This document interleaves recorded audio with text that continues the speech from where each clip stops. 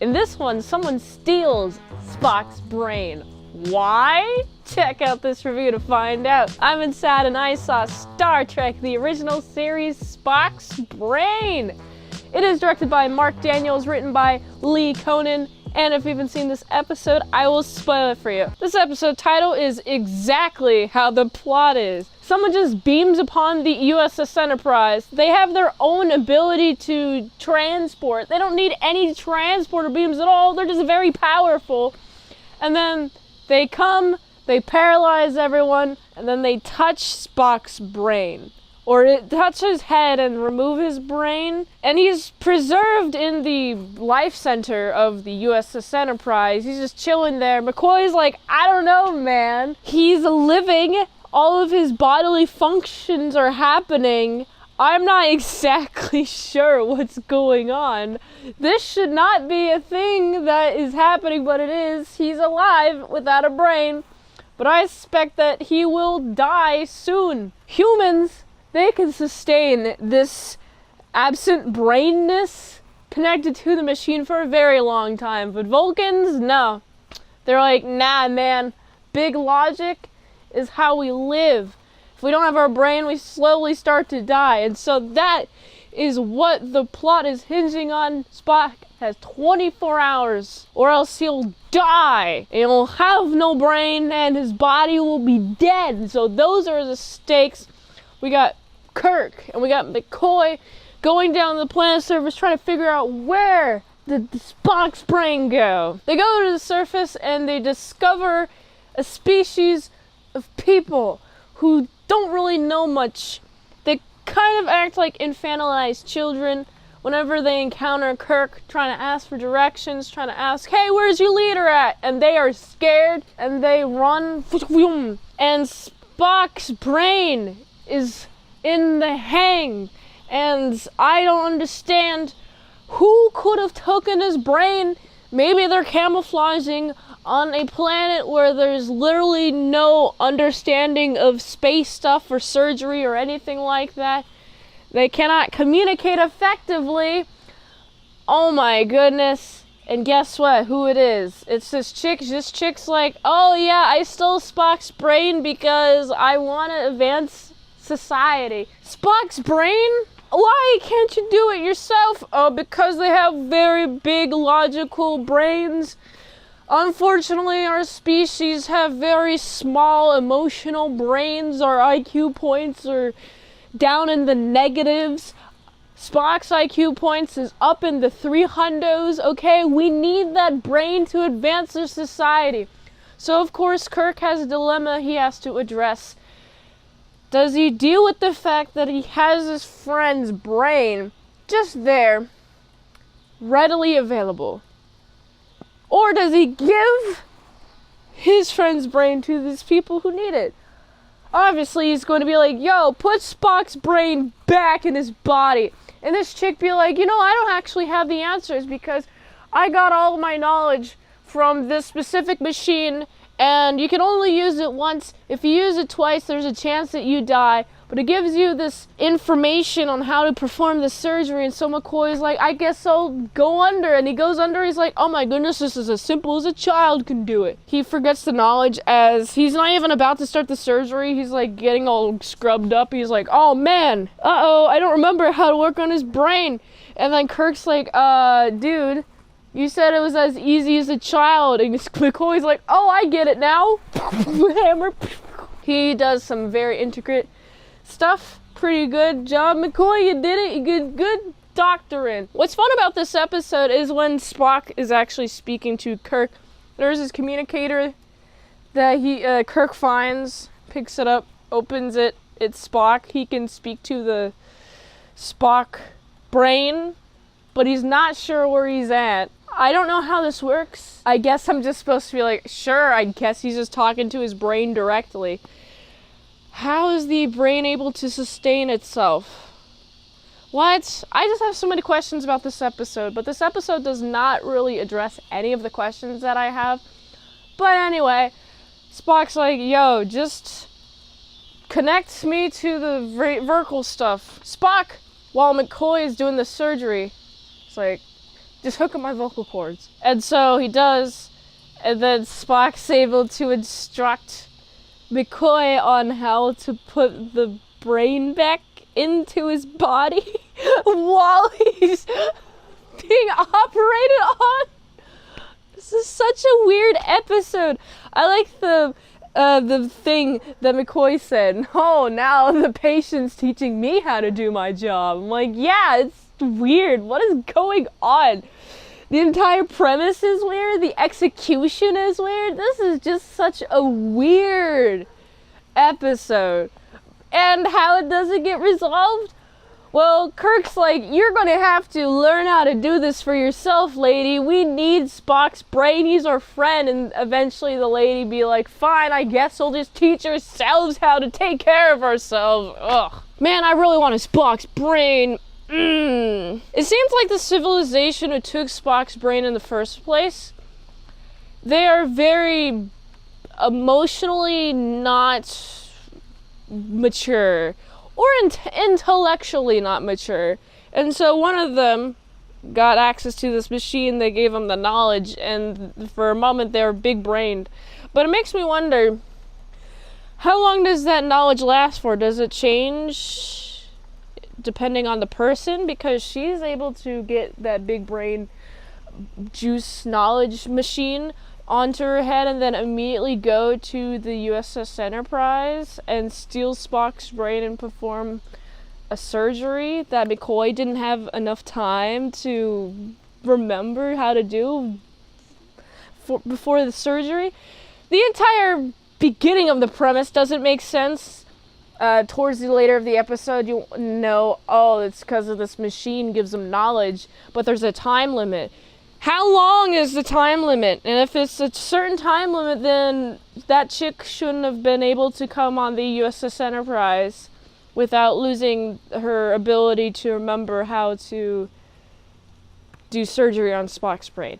Whatever, this is a weird episode. This is definitely one of the weaker ones, but it starts off season 3, and it's really fun. So I think I'm going to have to give this episode, oh god, it's a 6.7. out of 10. Well, I guess I'm done here. Beam me up. I'm waiting. Wait, what's that in the sky? It looks to be a big old missile. Oh,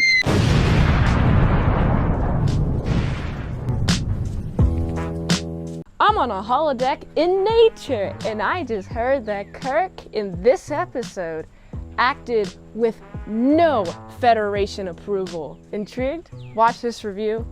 Find out what happens. I'm inside and I saw Star Trek the original series, The Enterprise Incident. It is directed by John Meredith, Lucas, written by D.C. Fontana, and if you haven't seen this episode, I will spoil it for you. This episode starts with we're following Kirk, and he's just going straight through the neutral zone with the Klingon, and you know, he's just doing it. Spock's like, I noticed that you didn't get any Federation orders to do this. And he's like, correct. He's like, all smug and proud of himself. Everyone else is like, what's going on? I'm like, what's going on? This has to be some sort of bit. He's so upstanding. He respects authority so much that he's not the type of person to do this on a whim. So immediately I'm confused. I like how Scotty has a big mouth on him. He's like, he's doing it against Federation order. You're not even, there was no order at all placed. But this speculation comes later. In the moment though, Kirk is delivering this order. Don't at all steer away from this course. We're gonna go straight through. And straight through the neutral zone they go. And then they enter Klingon territory, and guess what? There's a Klingon ship. That's weird. Oh, but they're not attacking. Guess what? It's a Romulan ship disguised as a Klingon ship. It turns out that they have this new fancy technology that nobody in the universe, in the galaxy at all, they don't have this cloaking device. You can change what you look like on a whim. Kirk seems to have known this. I like how he pretends to be like, oh, I didn't know they had this device. But the way he's acting, and I like William Shatner as an actor because he's able to deliver the nuance of Kirk. He's like, oh, I didn't know there was a cloaking device. But you could tell that he knew.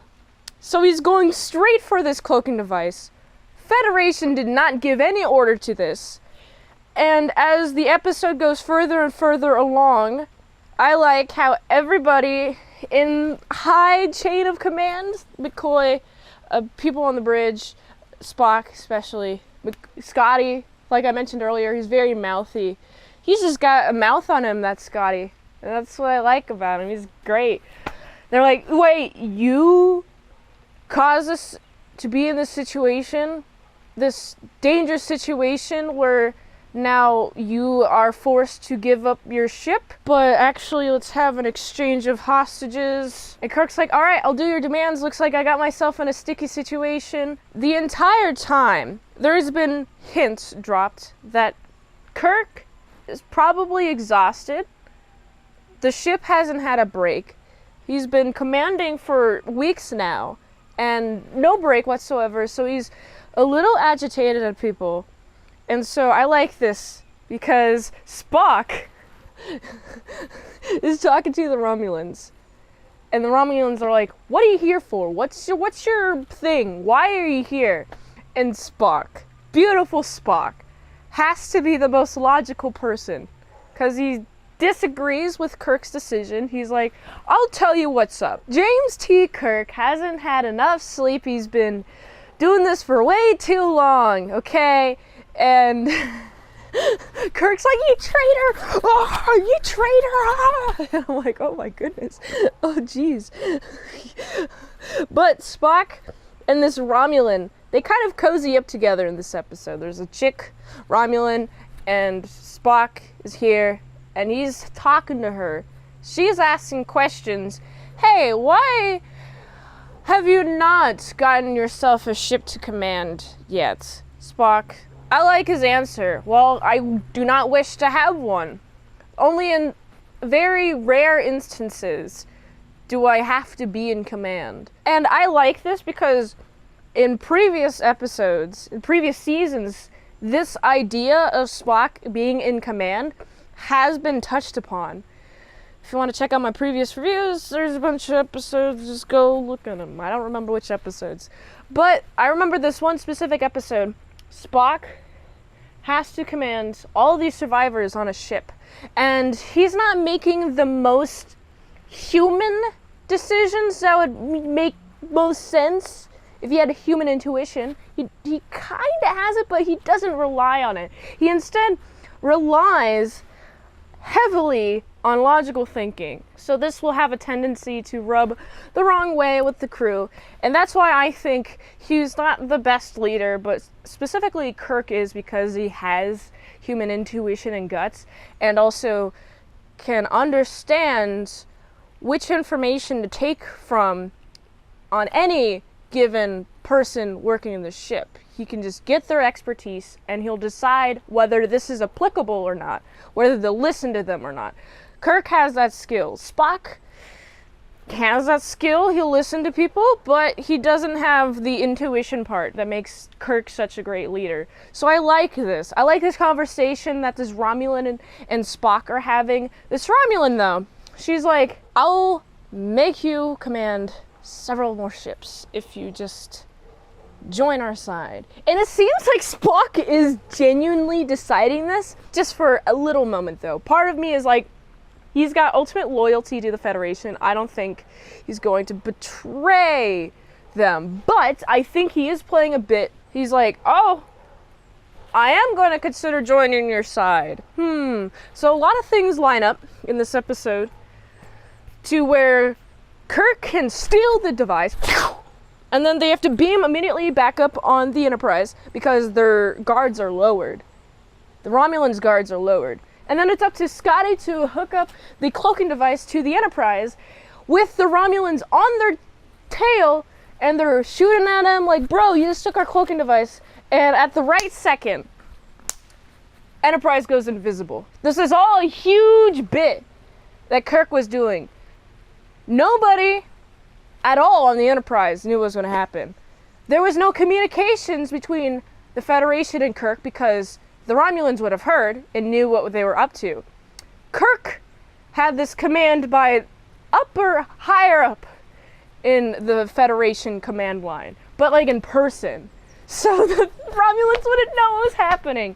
But of course, they have one of the Romulans here as they escape because each of them took 2 hostages, right? And so this Romulan commander, and this is such an epic way to end this episode. Romulan's commander's like, well, we're gonna know how to make a cloaking device against whatever you guys make. And then Spock's like, yeah, military secrets are the most fleeting. Because once somebody knows how to do something, then another person will try to do that exact same thing, but better. And I think this is applicable in all of life, actually. Not just military, but product, commerce, YouTube videos, anything really. Once you make an advancement, once you create something new, then somebody else is going to be like, oh, well, that is very successful. What if I create a better version of it, or at least a cheaper version of it, so people will want to choose my product versus their product, you know, something like that. So I like this episode a lot. Overall, I really like this episode. Kirk played me. He played me. And of course, the upper echelons of the Federation were involved. This is awesome. This is great. I thoroughly enjoyed this episode. So much so that I gotta give it a solid 8.8 out of 10. Oh no, I'm drowning. Oh, I'm drowning.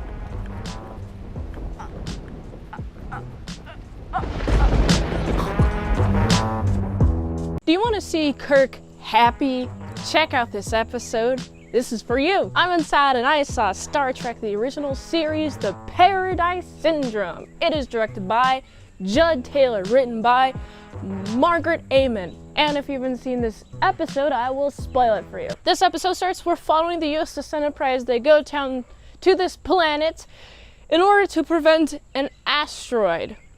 However, things go awry. They capture the captain and only the captain. Everybody else beams back on the Enterprise, trying to look for the captain using their sensors and all that fun equipment that they got on board. Meanwhile, the captain, his brain being brainwashed, memories gone. He's like happy now. He has a wife. They're living, I'd say, the traditional prairie lifestyle, just homesteading. They have their own house and they're taking care of it, and it's all nice, handy dandy life. And he's happy and I'm happy. Part of me is like, I am glad James T. Kirk is having a nice family.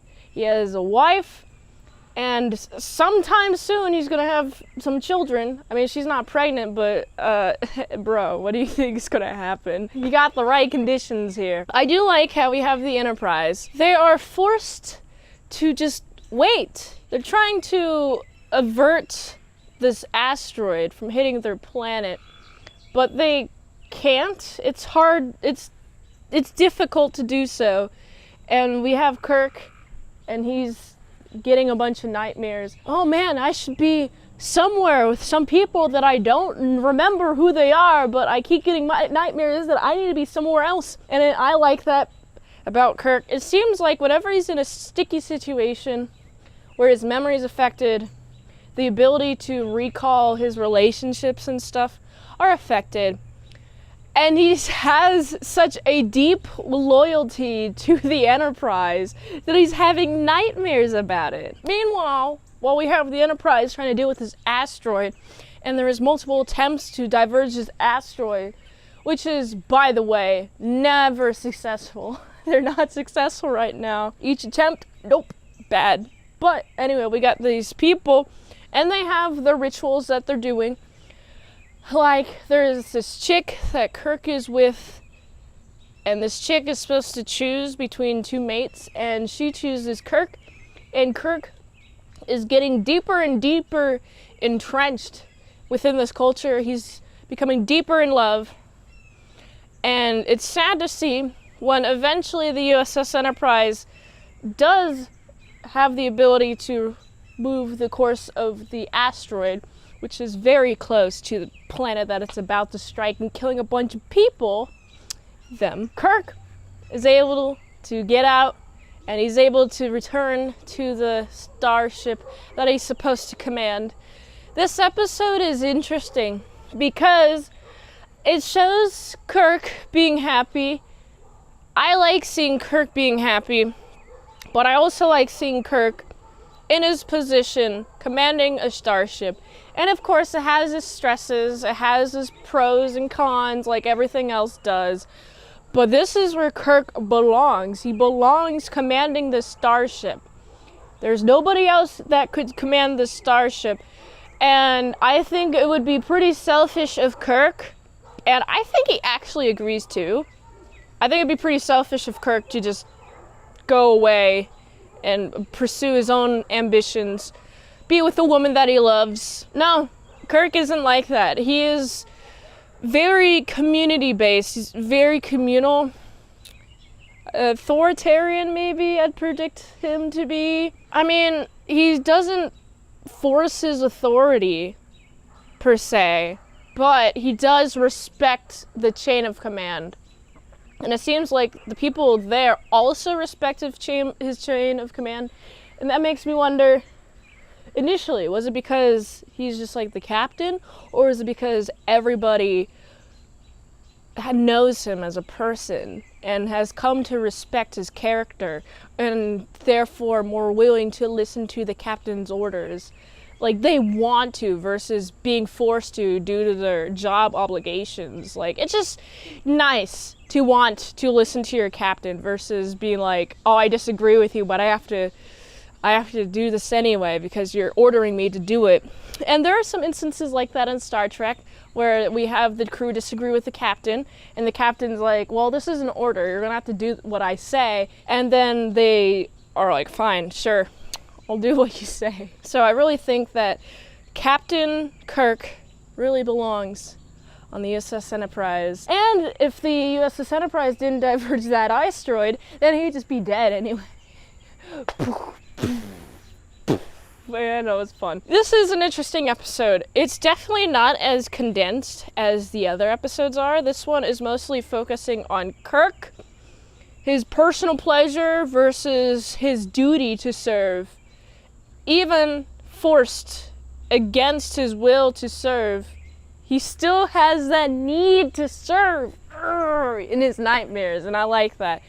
It just goes to show his character, it expands his character, and I liked Kirk a lot. I wish he was my captain. I gotta give this episode, it's a solid 7.3 out of 10. Oh, what's that in the distance? Is that a giant space bee? Multiple space bees? Oh, and they're coming this way. Oh, they're coming!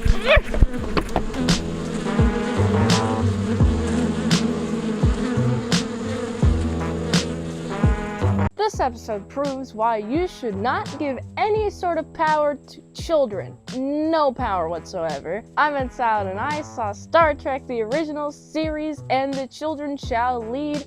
It is directed by Marvin J.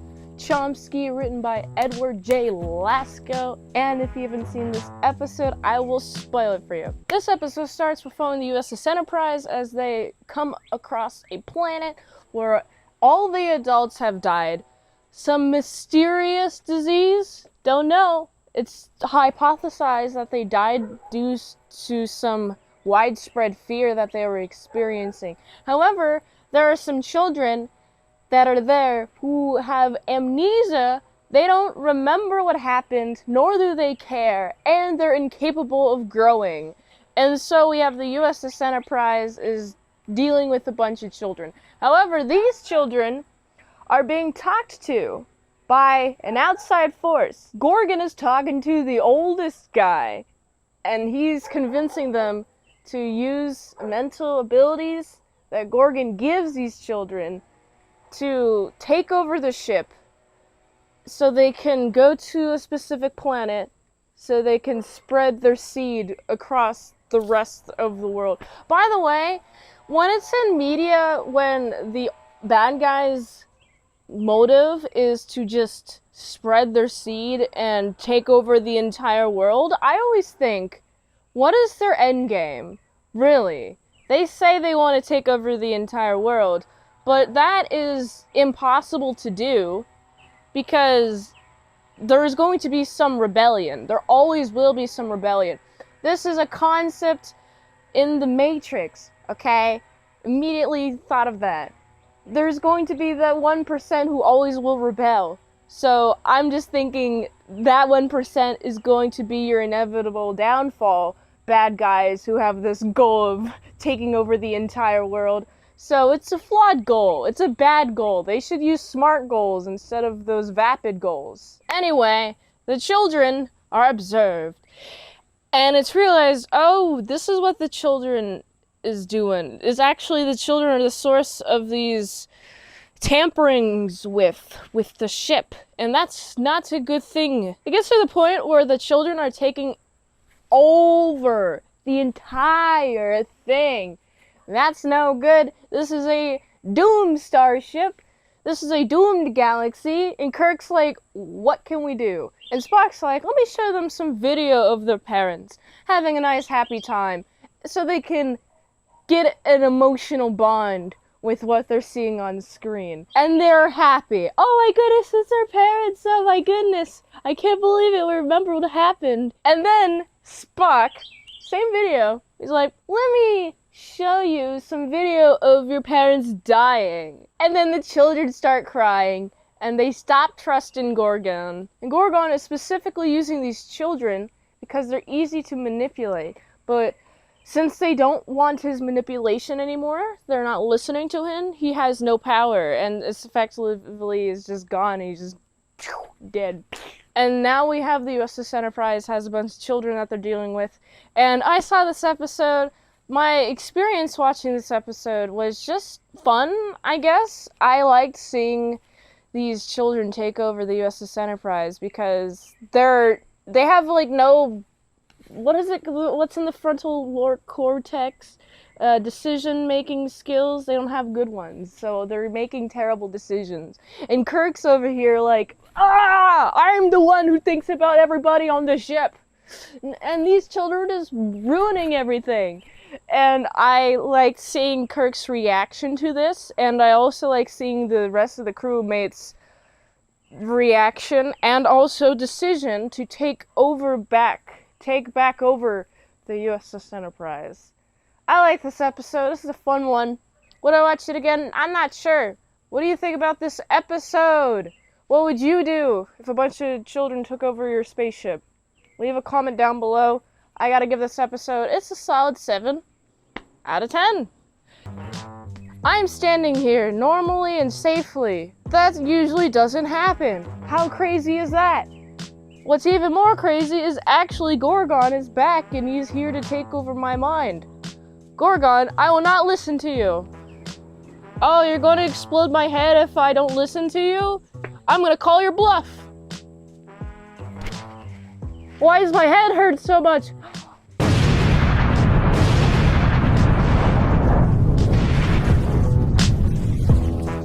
Don't look. If you look at this episode, you'll go insane. Just kidding, watch this review. I'm itsmintsalad and I saw Star Trek, the original series. Is there truth in no beauty? It is directed by Ralph Sinesky, written by Gene Lisette Aroeste, and if you haven't seen this episode, I will spoil it for you. This episode starts with we're following the USS Enterprise as they transport an ambassador, Medusan, and also there's a psychologist human there. Her name is Miranda, and she is assigned to go with this ambassador to a Medusan vessel. And so the USS Enterprise is just supposed to transport them to their thing. It's fun.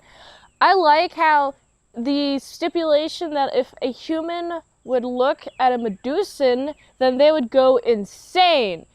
And so for this reason, everybody on board has to be in their quarters when the ambassador is being carried through the halls of the USS Enterprise. And I'm being carried because it just looks like a big old treasure box. If I'm being honest with you, that's what a Medusan looks like. Spock is half human. He's also Vulcan.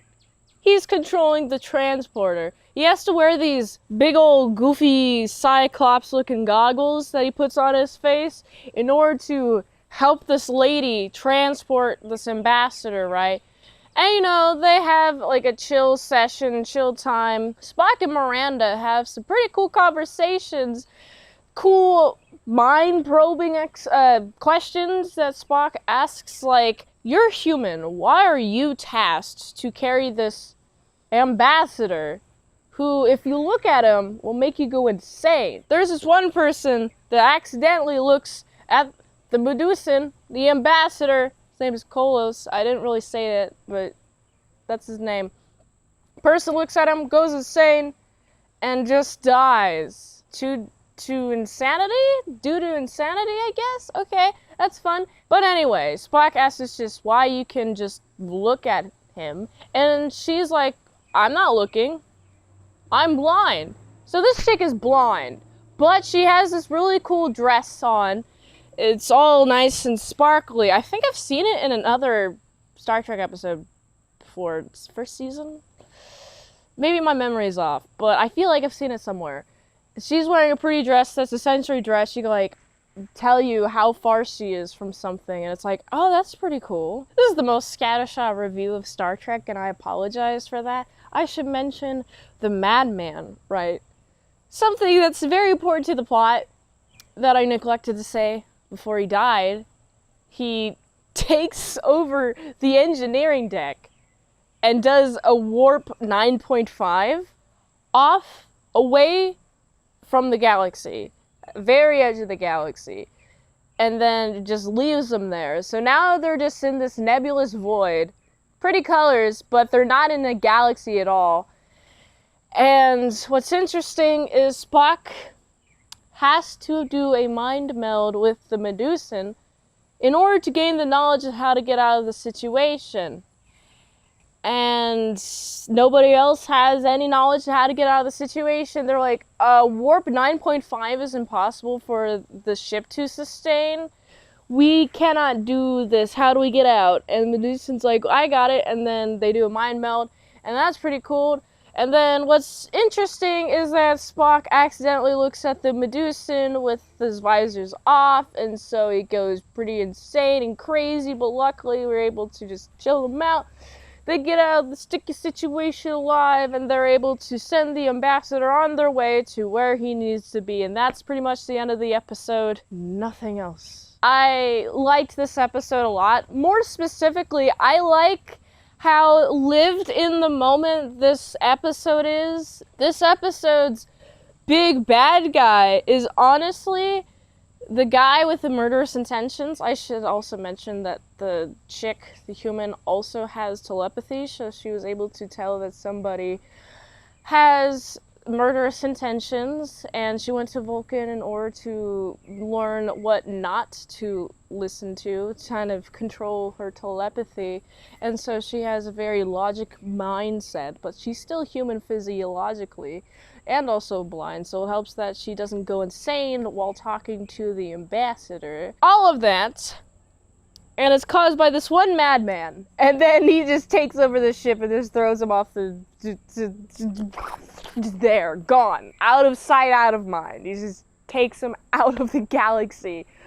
And I like this show's interpretation of it. So let me know what you think of this episode. I like it. It's a good one. What would you do if you were Spock in this episode? What would you do? Let me know. I gotta give this episode, this is a solid like 7.8 out of 10. Wow, what nice nature I'm standing in.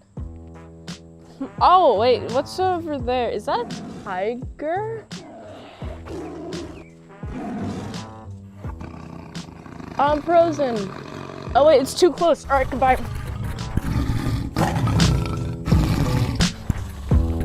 Yeehaw! This Star Trek takes place in the OK Corral, and the crew are the Clantons. What does this mean? Watch this episode to find out. I'm Inside and I saw Star Trek, the original series. Spectre of the Gun. It is directed by Vincent McEvety, written by Gene L. Kuhn, and if you haven't seen this episode, I will spoil it for you. This episode starts when we're following the USS Enterprise as they enter Melkoshian space. These Melkoshians, they are very reclusive as an alien species, and as the USS Enterprise goes into their space, there's this buoy that follows them, that warns them, hey, do not go into our space or else you'll find out. And of course, the USS Enterprise be like, we're gonna go there anyway. Kirk be like, I've gotten orders. I have to do the orders because it's our prime directive. We gotta figure out what other people know. We gotta establish peaceful contact. And of course, these Melkoshians are like, well, you've made it so you didn't listen to our buoy. So what we are going to do instead is when you come down to this planet's surface, the nearest planet's surface, they arrive. They being Kirk, Spock, McCoy, all that fun jazz. They land, and it's all misty. They don't know where they're at. This is weird, spooky location. And then when it all clears, they're in October 26, 1881. That specific day, specific time, and specific era too, because the Melkoshians are like, oh, we did some research and this is a really bad duel that happened, and guess what? You're the Clantons and you're gonna have to go against the Earps. The Earps be like, if you're staying in town past 5 p.m., you get shot, pow! And so we got a few hours before they have to deal with the situation, so we got McCoy and Spock, they're doing some brainstorming, so is Kirk. We got McCoy be like, oh, I know how to do a nice paralyzer. Spock be like, I know how to make this metal thing. And then they do this thing with only a few hours left. And then they test it. And guess what? Scotty's there too. Scotty's like, oh, I'll take the hit. Oh, this should have worked, but it didn't. It did not work at all. It should work under logical instances, but it's not working. And also, I totally forgot to mention, there's a fifth member, Chekhov, and Chekhov got killed, and he was part of the Clanton gang that actually survived. And so this concludes that this event doesn't have hard set rules on who lives and who dies. So this can be changed. And also, we just learned that it doesn't follow reality, so this isn't reality. So if you don't think that the bullet is real, then the bullets cannot harm you. It only can harm you if you think that it is real. And because Chekhov thought he was going to die, he in fact did, quote, die, but he actually isn't dead. It's convoluted, I know. I like how convoluted this is. I like Star Trek specifically because I can wrap my head around the convolutedness of the plot and understand it and appreciate its complexity. And I don't feel like I'm being talked down to when concepts like this are being explained. I can just understand within the world's boundaries. And this world that they're occupying has no reality boundaries. Spock is the only one who can detach reality from his brain, like what he's seeing in front of himself, from what's happening actually. It's weird. It's kind of like a meta thing you have to do. It's really high IQ in order to even have achieved this thought in the first place. But of course, Spock's like, I'm gonna mind meld everybody. Oh man, I keep forgetting the specific holds that they're called. He has different ones. Like, you could do the Vulcan nerve pins, right? But like when you hold your brain to another person, you're Vulcan, you're doing a mind meld. It's called mind meld, right? Is that what it's called? Let me know in the chat, in the comments below. But anyway, so he gets them to calm down, and then they're able to be shot at a bunch of times. And also, the Melkoshians are making it so they cannot leave at all. And we're getting to a point where they are not getting bulleted through because they don't believe the bullets are real, and therefore it's not affecting them. So luckily, they're like, what's happening? And Kirk has the opportunity to murder someone, but he doesn't take the opportunity. And so what this creates is the Melkotians are like, okay, so I see. This was all a test, actually. You're back in your spaceship, and we will now talk to you because you have proved yourself not to be a violent race, but you have peaceful intentions, and now we may communicate. And I like that. It makes me think, okay, so the Melkotians have dealt with other beings before that are really violent, and this is the way that they have to weed out who is the good and who is the bad by having them go through this test. Like, the first test is whether they're willing to push on forward or not, and then you got the second test, which is whether they'll kill somebody or not, or they'll die or not. There's not really much record on the Melkotians in the first place, so who knows how many people they've interacted with. Actually, I want to know more about the Melkotians. I like this episode a lot. It honestly reminds me of that season 1 episode where you got the kid who has the really big brain who's powering that spaceship alone. It kind of gives me similar vibes, and I think that for that reason, since it has similar vibes, I like this episode so much. I like this episode so much because it's a testament to Kirk's ability and honor to stay consistent with his morals. So I like that. I gotta give this episode, it's a solid 8.6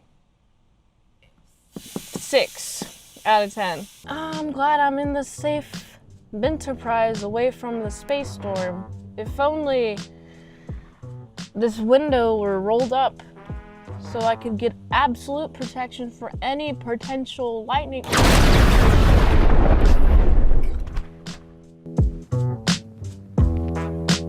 In this episode, a third-party alien forces the Klingon and the humans to fight against their will. Intrigued? Watch this episode. I'm ItsMintsalad, and I saw Star Trek, the original series, Day of the Dove. It is directed by Marvin J. Chomsky, written by Jerome Bixby, and if you haven't seen this episode, I will spoil it for you. This episode starts when we're following the USS Enterprise. They get this beacon, this rescue beacon. Hey, help us. And so they go to this planet, and when they get to this planet, and guess who's there?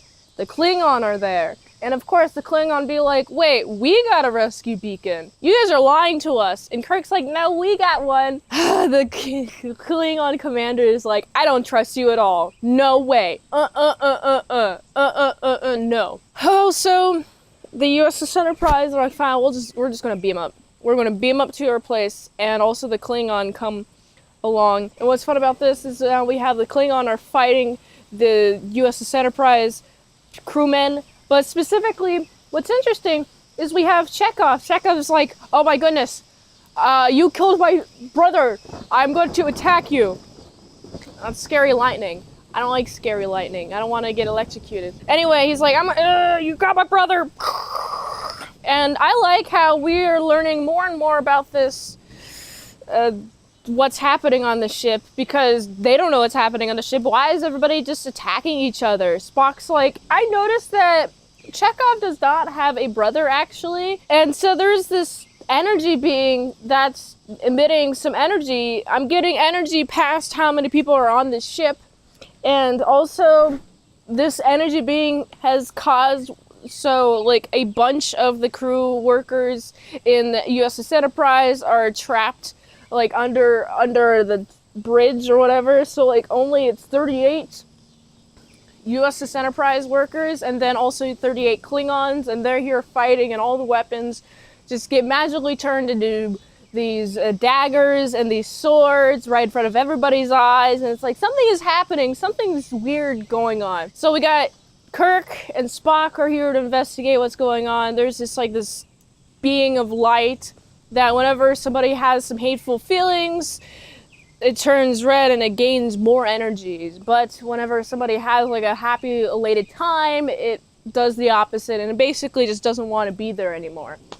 So we have this being is creating a perfect situation where everybody is fighting each other and everybody heals super fast. And so this guy, this being light thingy, alien light energy thing, can just feed off of the anger and hatred of everybody on the ship perpetually fighting.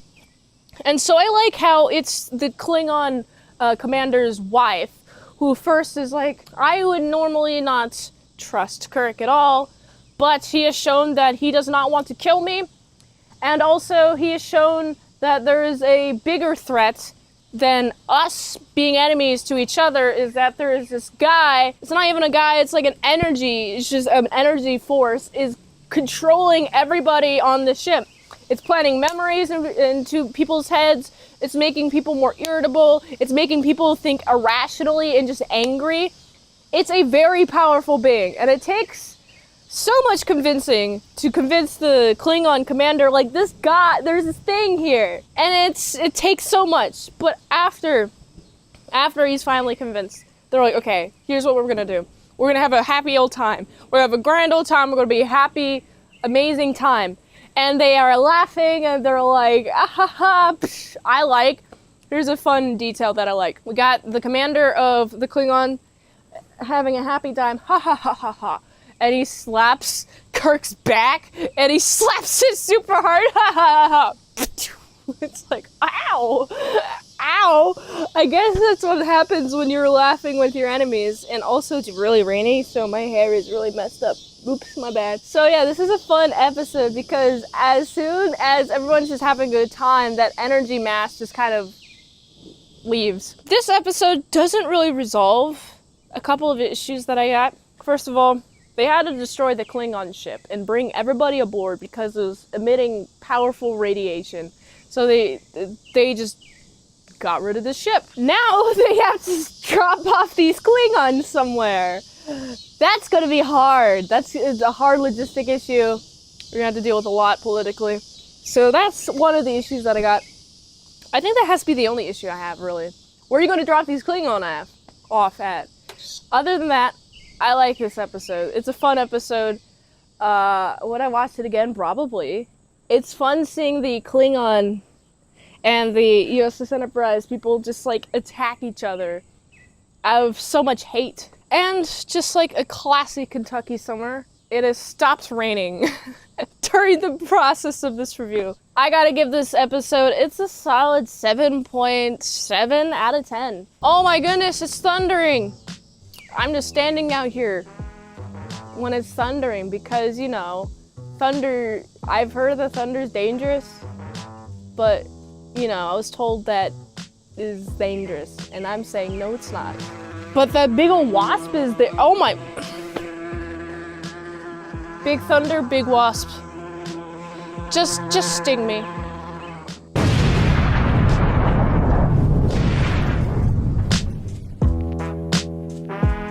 Everyone always asks, why are there asteroid people here? But no one ever asks, how are they? I'm itsmintsalad and I saw Star Trek the original series for The World is Hollow and I Have Touched the Sky. It is directed by Tony Leader, written by Hendrik Velartes, and if you haven't seen this episode, I will spoil it for you. This episode starts with following the USS Enterprise as they go to this asteroid, which is on a collision course to this planet with millions and millions of people, and of course, there's people on this asteroid. The USS Enterprise didn't know this, but they find the team and they take them. And they're like, bro, what you up?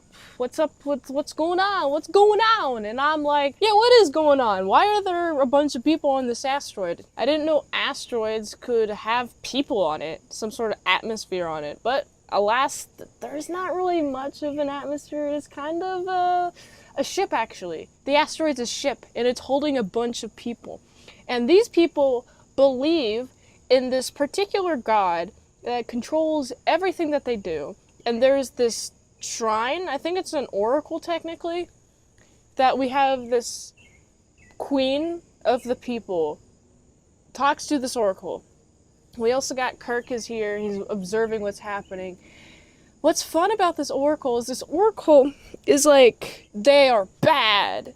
Destroy them at all costs. Destroy them. And I'm like, no, they're just trying to stop you guys from colliding, you know? And I like how it takes a lot of Kirk to be talking to this chick, and it takes a lot of explaining what's happening, and I like Kirk's initial hesitation is that he doesn't want to break the Prime Directive. But I feel like he thinks it's necessary in this instance to break the Prime Directive. Normally, he would never break the Prime Directive, but he's like, I have to tell this chick. And it's not immediately, he's like, I'm gonna break the Prime Directive. It's over the course of the episode, where he tries to do different approaches, like trying to explain that this oracle of theirs isn't real and it's just a figment of the imagination. But of course, the oracle has powers on this particular ship, so they can just grab anyone they want at will and just bring them into the room. It's a pretty powerful guy, and they have to destroy this guy. I don't want to destroy the oracle. I mean, the Oracle's the only reason they have any reason to live, first of all. But also, the Oracle is the reason that they can't leave their flight path. And so I like how Kirk does a thought experiment with everyone. And man, I need some hairspray. He does a thought experiment. He's like, yo, have you ever wondered why are you going the path you're going? And it's because of these ancient people. They have taken their best minds and threw them in a rocket ship and then put them in a course. And they're looking for a planet for them to all live on of. And it's descendants upon descendants and descendants of these original people. So now this queen doesn't know what's happening or where they started with, these people that they're at. All she knows is that the Oracle is telling her where to go. And so she's going to listen to him. But eventually she doesn't. Which makes me wonder, how long does it take, or if there is a time ever, actually, this could happen, how long do you think it could take a person to be not convinced of their beliefs anymore and do what's best for the greater good? Let's say you believed that the Earth was round, right? But there was a bunch of flat earthers that were trying to just be like, yo, this is actually flat. And I'm using this example because it's quite ridiculous. How long would it take for a person who knows the Earth is round to change their beliefs? I'm just interested in that. This is a very fun episode. It ends with the asteroid path being diverted, and this chick is like, oh my goodness, I now know the reality. I have to choose what thing to do that's best for my people. And I like that approach of her. I like how civil everyone's being in this episode. There doesn't seem to be any hostilities in this episode, which is fun. Also, interesting observation, right? I didn't mention this at all, because I felt as soon as this came up, I was like, this is going to be resolved immediately. This is not going to appear in the other episodes. It's when Dr. McCoy, he diagnoses himself with xenopilothermia? No, it's not that. It's a disease. I looked it up. It's a fictional disease in Star Trek where you produce too much red blood cells and white cells, and it's deadly, and it only has a year to live. Miraculously, the people, this ancient civilization, has all their books on this ship and has a bunch of medical records that's much more extensive and more knowledgeable than the current records that the Federation has. So he's able to cure his disease, and I saw that, and I was like, okay, well, McCoy is fine. There's no actual stakes with him. So this is a fun episode. Other than that one point I just brought up, it's a pretty fun one. So I'm gonna have to give this a solid 7.3 out of 10. I'm just sitting here, having a grand old time, losing all feeling in my legs as I do this. What a good time to be alive. Was that a fire that just started there? That's not a dangerous fire at all. Oh, it's getting real close. Ah, that's hot. Ow, that's hot. Oh, it's on me. Stop. Ah, I'm on fire. Ah. Wait, what's the thing that they say to do? Stop, drop, and roll. I'm gonna run. Ah! In this one, Kirk slips between two universes and it's pretty intense and weird. Check out this episode if you want to learn more. I'm itsmintsalad and I saw Star Trek the original series, Thulian Web. It is directed by Herb Wallerstein, written by Judy Burns, and if you haven't seen this episode, I will spoil it for you. This episode starts with following the USS Enterprise looking for the USS Defiant in Thulian space. They find the Defiant, and then Kirk, McCoy, and also Spock go on the Defiant. They're collecting some data. They're looking for what happened to the Defiant. And then some weird space stuff happens where the transporter is affected. And I like how it's a timing theme. So we have Spock and McCoy go up first, and it's nice, right? And then Kirk tries to go up, and they can only use a couple transporters at a time. Kirk is like, all right, I'll go up last. And then he gets stuck in inner space, which is between this universe and the parallel universe. And also the Defiant explodes. And we also got a Thulian comes and is like, yo, what's up? Why are you just here? And Spock's like, we're waiting for the next inner space phasing thing to happen. And that's gonna happen in this time. The Thulians be like, all right, well, we'll come back in that time. And then he doesn't come back in the time that Spock gave the Thulians. And so the Thulians are like, you guys suck, attack, big attack. And then they have to defend themselves.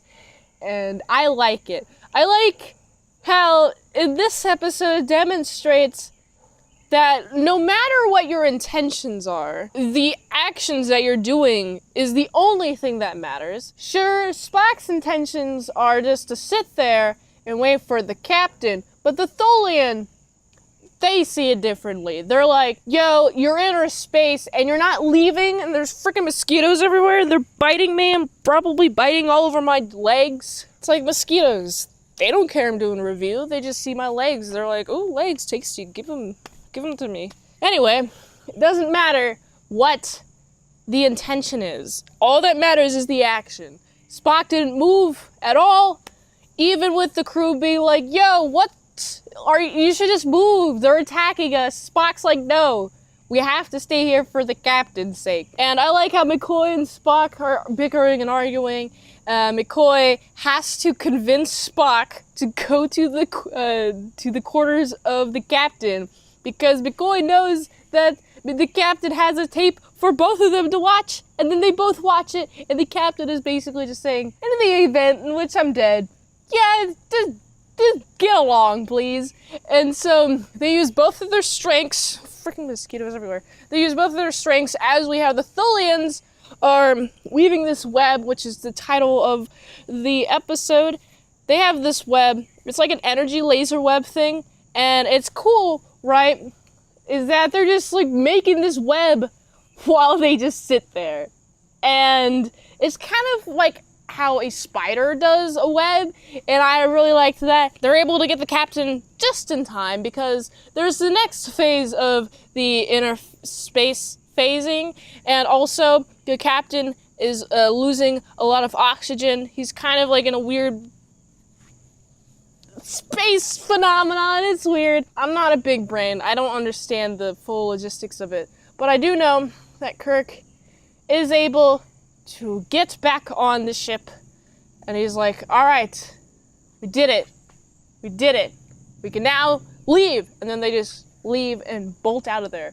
This is what the Thulians wanted in the first place. I really like the end, though. We have Kirk is like, you guys watched the tape, right? And Spock and McCoy are like, no, we didn't, actually. And I find this to be really funny because I think it's hilarious that the captain's like, okay, so you didn't get my final order, which is to get along with each other. You guys are just going to elect to not get along with each other anymore. Freaking mosquitoes. I'm going to have to get out of here. So I like this episode a lot. there's a lot of conflict, which builds a lot of tension in the middle as more and more external circumstances are happening, and Spock has to stay put because he needs the captain. But the captain is got in the end, and I like that episode a lot. So I'm going to give this episode, it's a solid 7.6 out of 10. There's freaking mosquitoes everywhere. I hope there is not a giant mosquito. Oh, there's a giant mosquito over there.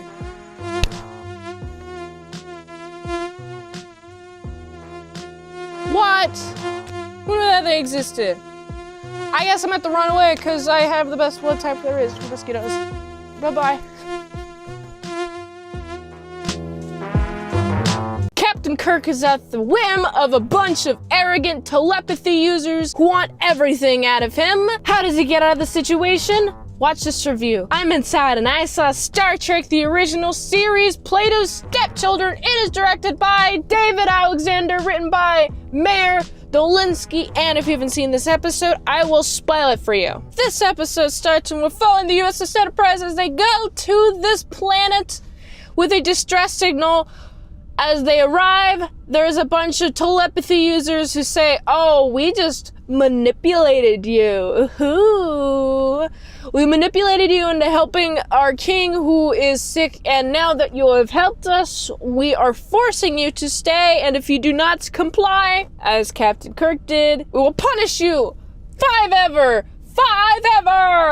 And it's no good, because these people suck, and everyone, it seems like in the ruling class, has some sort of telepathy, except for this one guy. He's a small guy.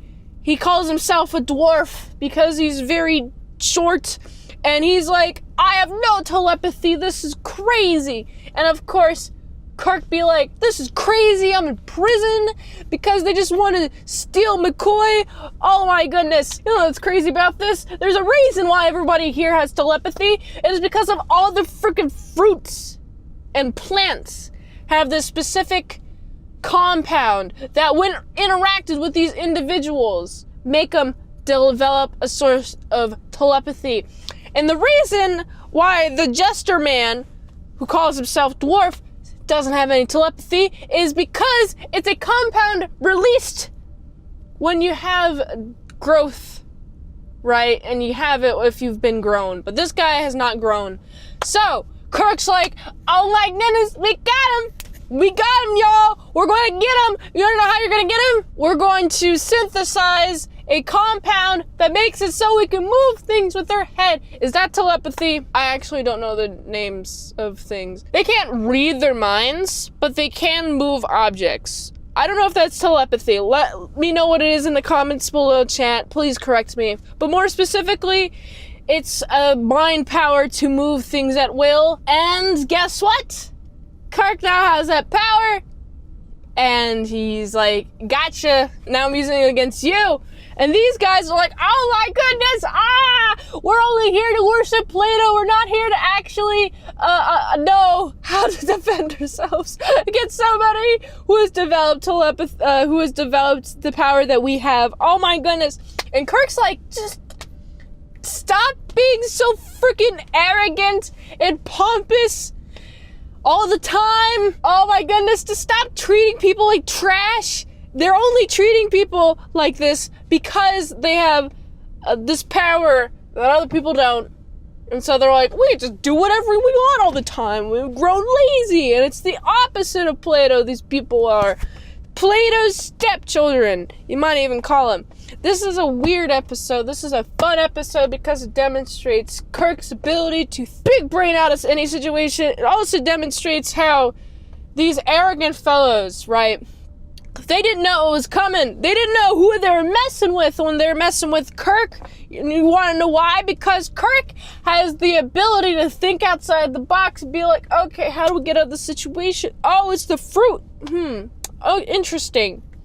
Big interesting. Let's just use their fruit against them. And no one has ever thought to do that. And I hope this taught them in a lesson in humility, even though they have the ability to just grab anything using their mind. I hope that they're like, oh, well, we could just get wrecked at any point. This is a paradise island currently undiscovered by the Federation, but Kirk will report it and they will get their justice rained down upon them.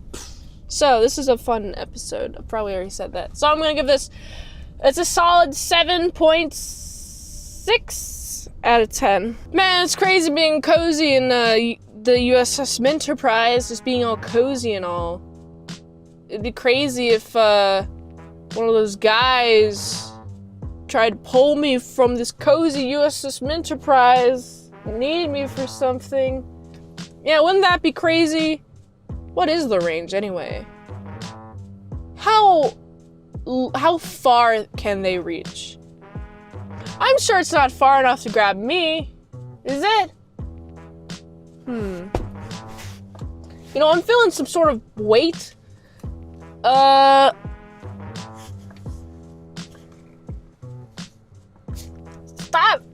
Ah, I'm being pulled! Ah, they're pulling me! Stop it! Ah! I can't control it! In this episode, a bunch of people exist super fast. So fast that no one can see them. Unless they're accelerated that fast. Weird episode, am I right? Watch this episode to find out what the heck I'm even talking about. I'm itsmintsalad and I saw Star Trek the original series, Wink of an Eye. It is directed by Judd Taylor, written by Lee Cronin, and if you haven't seen this episode, I will spoil it for you. This episode starts with following the USS Enterprise responding to a distress call, and they go to this planet and there's nothing there. There's literally nothing except for insects buzzing. And so they're like, well, we're not sure exactly what to do. All we see is that there's documented video of these people saying, I don't know what happened to all of my people, man.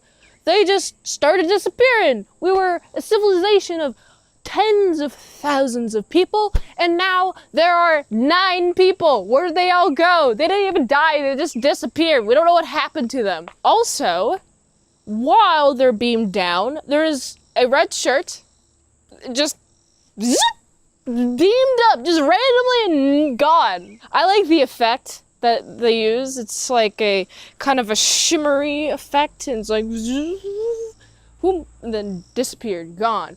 And of course, Kirk be like, I don't know what's happening here. This guy just disappeared. I guess we're just gonna go back up to the USS Enterprise. And they go back up to the USS Enterprise with some life forms that they didn't see. What's interesting is that there are some readings that there is this unseen enemy here. And I like seeing what Spock does, because Captain Kirk also disappears. He just randomly disappears. And it's like, what is going on here? What a weird concept of an episode. Because I was thinking, what could be this unseen enemy that is just disappearing people? Well, it turns out to be this civilization of people who go really fast, who are very sterile. And they bring people into this accelerated state because they themselves cannot reproduce. And so they need to reproduce with the people in the accelerated state and then probably impregnate themselves really quickly. Wait, hold on. I've got a question here. So the eggs are fertile. The sperm's fertile. If the eggs are fertile, then why would taking people who are in normal speed and bringing them up to your accelerated level, why would that reproduce your civilization? One side is fertile. You can't force fertilization. You can't just be like, oh, I got this very fertile sperm. I'm gonna fertilize this infertile egg with it. I'm not a biologist. Someone please explain to me in the comments below. That just doesn't make sense to me. Anyway, what's fun is I like the uncovering of discovering what these people are like. The things that's happening on the ship. First of all, I like how Captain Kirk in his accelerated state talking to this chick, also accelerated, having a nice little discussion, and he takes the little recorder things, the little blocks, puts it in the recording, and then records what Captain Kirk is saying.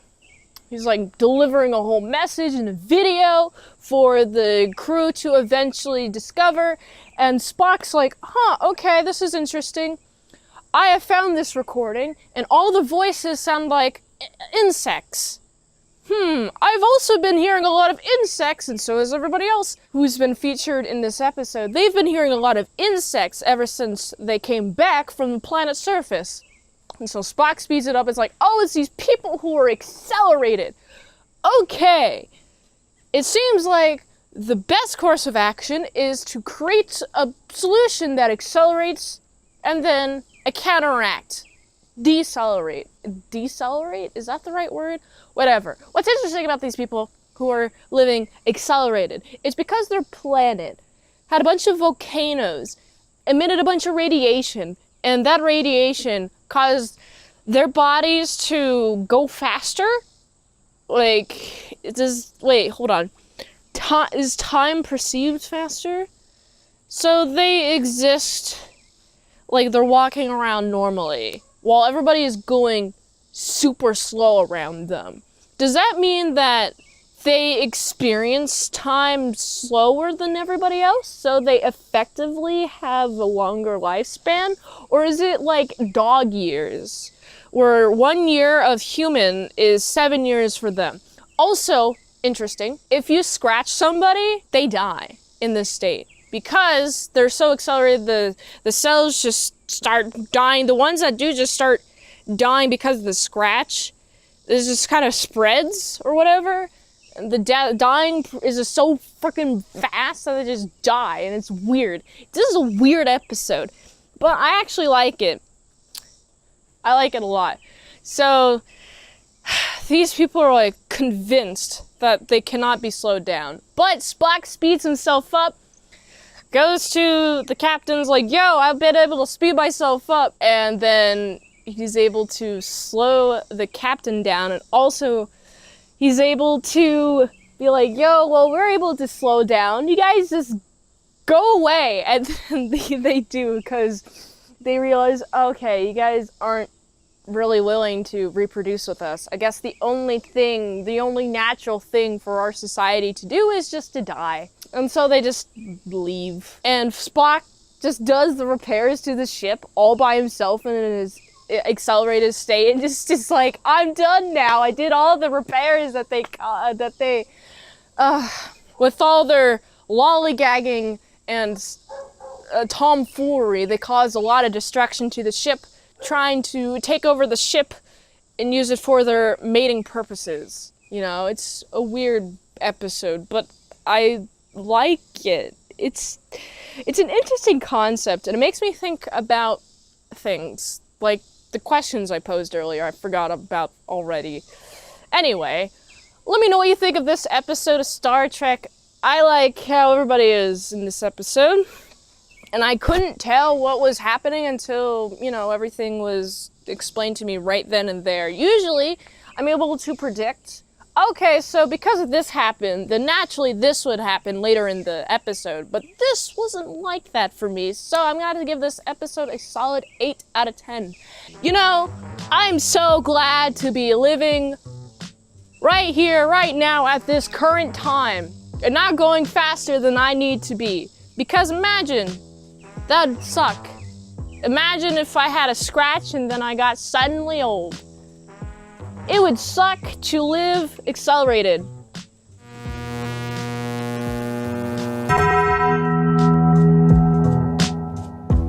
You've heard of sociopaths and psychopaths, but have you ever heard of a empath? This episode is about an empath.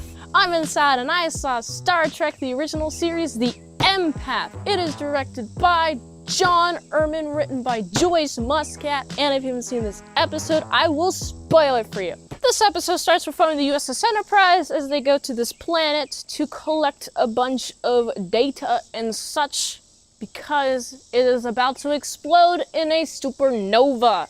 So they go down to the planet's surface, and it's weird and spooky, right? And then they encounter this creature. She's just laying there. She's mute, kind of fleeting. She seems scared.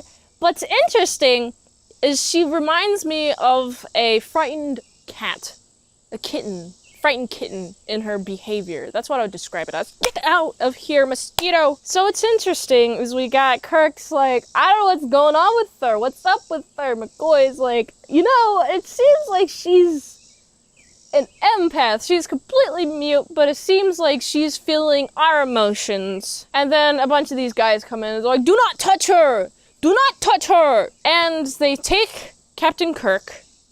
They torture Captain Kirk, do a bunch of beatings and such. And it's like, what's up with this? And she's feeling this. She also feels a connection with Captain Kirk. And immediately, if you don't know what's going on, you're like, these guys are torturing Captain Kirk. There's a good reason. And it's not really noticeable to anybody, really. The guys who are handling this empath only talk to Captain Kirk about it, really. What their mission is with this empath is a part of the species, very rare species, and they're trying to cultivate a civilization out of this one creature. And they're trying to instill what you need in order to start a successful civilization. And part of that is being able to self-sacrifice, or she has the ability to take her hands or whatever, I'm touching you. I'm touching you. I'm touching your head, Kirk. You got a nice head wound. I'm going to transfer it to my head. And so she can give her life energy to Kirk. And this is what these guys who are looking at her, like, holding her, and they're trying to see if she'll sacrifice her own life.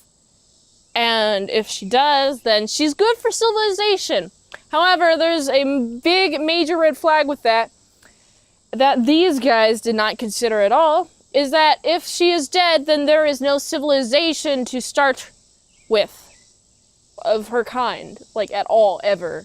So the fact that they're like, oh yeah, we need to see her dead in order to be like, yeah, she's ready. And I like Kirk, right? He's arguing with them. Well, she already displays the ability of self-sacrifice. She's able to help another person.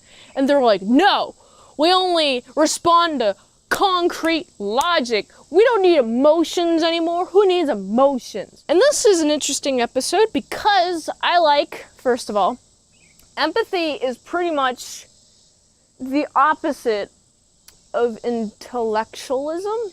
I mean, stupidity, obviously, it's like using your brain, but it's a different set, okay?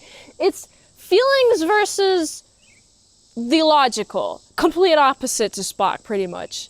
So, we got these guys, also big-brained, logical brain heads. They don't understand, quite like Kirk does. And I think it really takes Kirk coming here in order to save her life, because at some point, they were just going to keep doing this and keep doing this and keep doing this until she sacrificed herself enough to die. Kirk's like, yeah, dude, why are you doing this? Also, what's interesting is they need another specimen. They need another one. They need somebody to undergo all this torture who isn't the captain. They need either McCoy or Spock. Spock's likely to go insane. McCoy's likely to die. McCoy is like, I'm just going to drug you guys, so I'm going. And then he does. And I'm like, dude, this is awesome. I like McCoy, because he's like, screw you guys. I'm just going to go in there. I'm going to make the decision for everybody. But this is good. What's interesting, they eventually convince these guys, hey, stop, she's fine. She has passed your test. Is death the only thing that is definitive for you guys? And so it was a fun episode. I like encountering an empath who can't speak at all. She can only feel emotions, and it makes me wonder, how is she going to be a start of a civilization? Well, I guess it's going to be a civilization based on feelings. And is that a good civilization at all? No. I don't believe in her at all, actually. You need some logic. Or else, if you base everything off of feeling, which is a freaking biological indicator, feelings aren't real. These mosquitoes are, though, and my feeling towards them is I hate them. She's an interesting specimen. her nervous system has evolved to the point where she can feel other people's emotions. Like, it's so finely tuned, so specifically tuned. It makes me wonder, how did she evolve like that? Why? What was the purpose of her empathy? How did her empathy help her survive in her home planet? Where did you find this, guys? I have so many questions after this episode, but I do like the concept of an empath. So I think I gotta give this episode gets a solid 7.4 out of 10. I'm so glad I don't have any feelings of any kind. How can I empathize with somebody if I don't have feelings? Oh wait, is this what feelings feel like? Wait, I'm feeling everybody's feelings.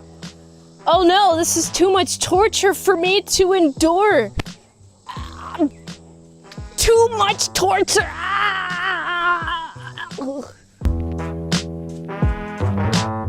A princess has to be taught common manners by Captain Kirk in this episode. I'm Salad and I saw Star Trek, the original series, Elan of Troyes. It is written and directed by John Meredith Lucas, and if you haven't seen this episode, I will spoil it for you. This episode starts, we're following the USS Enterprise as they pick up Elan.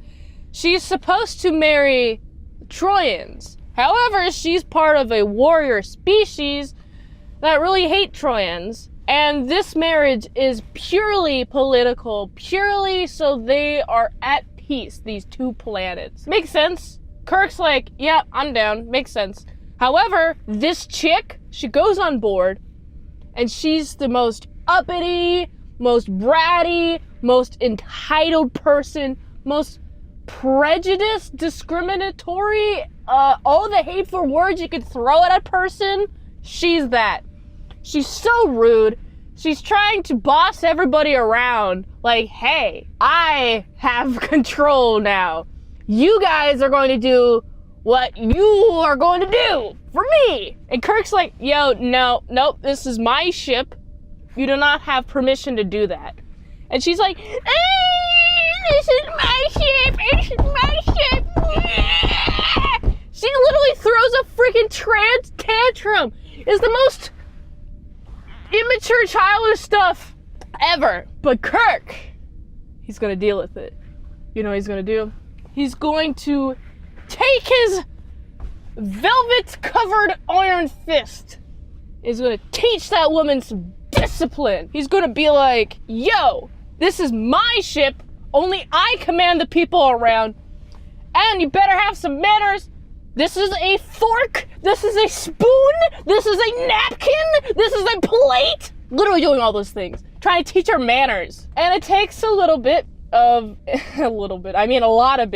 her being like, no, I don't want to learn customs. I hate the Troyans. Why do I have to marry one of them? And there's also this Troyan ambassador that's like, I cannot and will not teach her. She refuses to learn anything. And I'm just thinking, you're not trying hard enough. You don't want her to learn as hard as Kirk wants her to freaking obey him. And by the end, I think she has the respect of Kirk in her mind, you know? I don't know if Kirk respects her.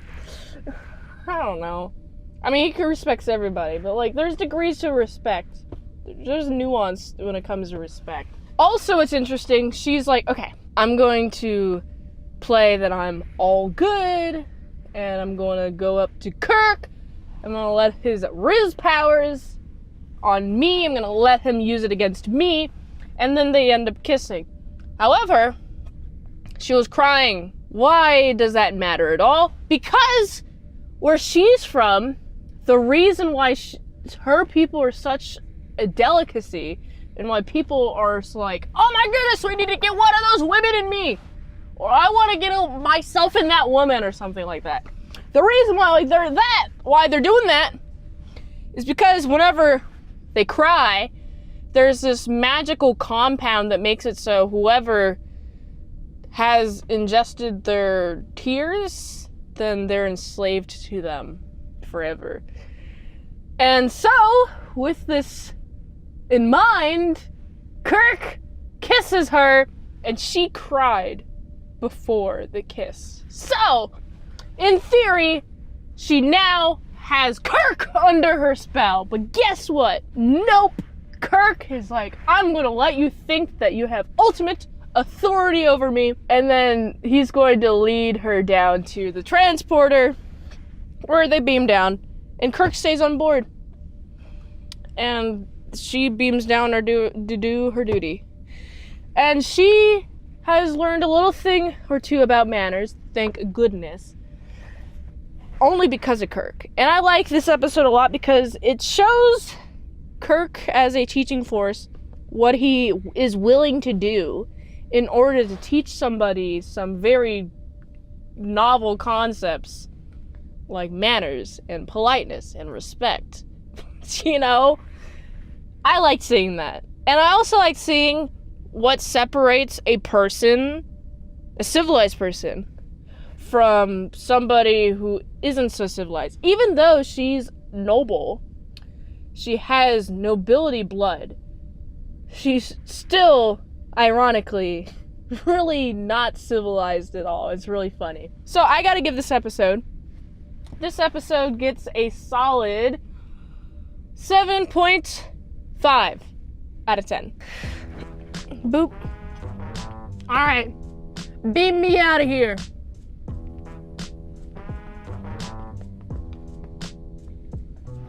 Yo, beam me up.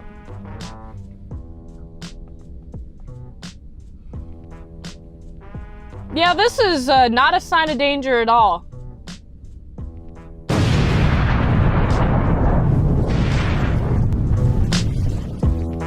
A bunch of insane people overrun a place for insane people, and only Kirk can stop this. I'm Salad, and I saw Whom Gods Destroy. It is directed by Herb Wallerstein, written by Lee Irvin. And if you haven't seen this episode, I will spoil it for you. This episode starts, we're following the USS Enterprise as they go to the specific facility, hosting a bunch of, quote, violently insane people. However, the USS Enterprise has come with a gift. We can cure your violent insanity. However, they come to this planet and it's been taken over by insane people. How?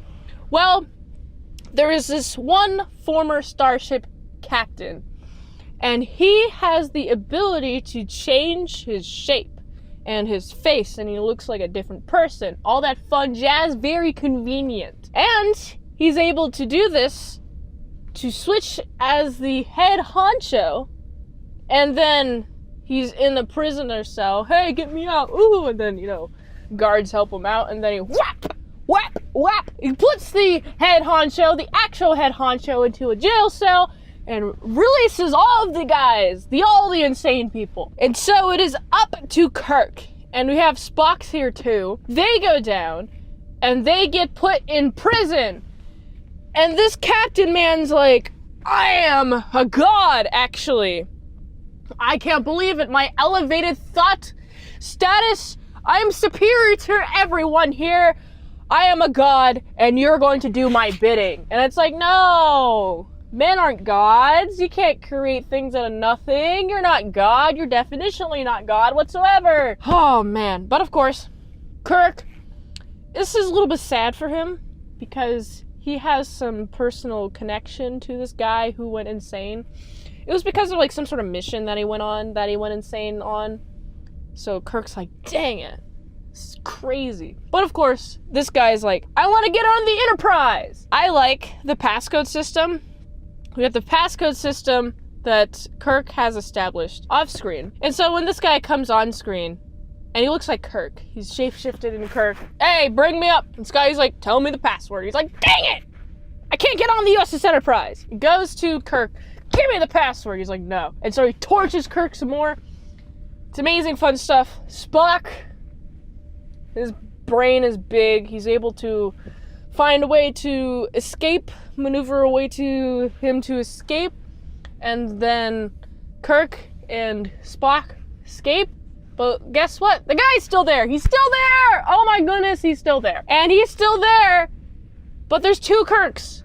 And Spock's like, what's up? Which one's the real one? I like this about the real Kirk, okay? What I like about the real Kirk is he's so for the greater good. To the point where he's like, yo, Spock, get us both. Vulcan pinch grab us both. And that's how you can tell it's a real captain. Versus the phony captain. Well, he was a captain. He's not phony captain in status, per se. But he's not Captain Kirk. So he is phony Captain Kirk. So, phony Captain Kirk is revealed to be phony because he didn't immediately go, hey, pinch us both. And so Spock pinches that guy. And then that guy is like, no, I don't want to be in captivity. No. Kirk, he's like, yo, I got a pill. Force feeds a pill. This guy, no longer insane. He just forgets. He literally just forgot what happened. He's like, oh, hey, what's up? That's cool. I'm glad to see that you're here. And Kirk's like, you literally said that you were a god. Oh my goodness. But at least you're not insane, so that's nice. And he gives the pills to the other people. And that's how this episode ends. Man, this is a fun episode. I have a lot of questions about the pills, though. First of all, who manufactured these pills? Are they created using the same science that these food things are? The food... Man, I'm not good with names. The food... I feel like they're called food replicators. You can just make any food of any kind. You just put a thing in there and it makes food. So there's that. Is it made using those things? Do you have something specifically for chemical compounds? No, it wouldn't actually make sense if it was just for chemical compounds, because food is chemicals. And so in theory, if you had one of those food synthesizers, you could also do it for any chemical of any kind. So I guess what really is the big brain of it all is somebody discovered the right mix of chemicals to make everybody not insane. What makes me think, what chemicals cause insanity? Isn't insanity like a state of mind? And I don't know anything about insanity. People can go insane. What causes people to go insane? Man, I have so many questions and endless questions about human psychology and how this could even work on a chemical level.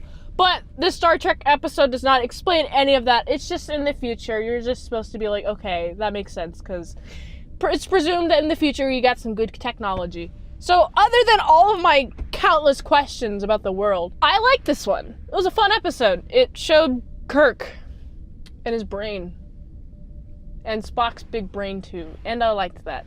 So I gotta give this episode a solid 7.3 out of 10. Boom. Beam me up. Oh yeah, I forgot my communicator's not working. I got this whole force field on this entire planet that I'm on. Even though I'm in the USS Enterprise. Come on! Beam me up!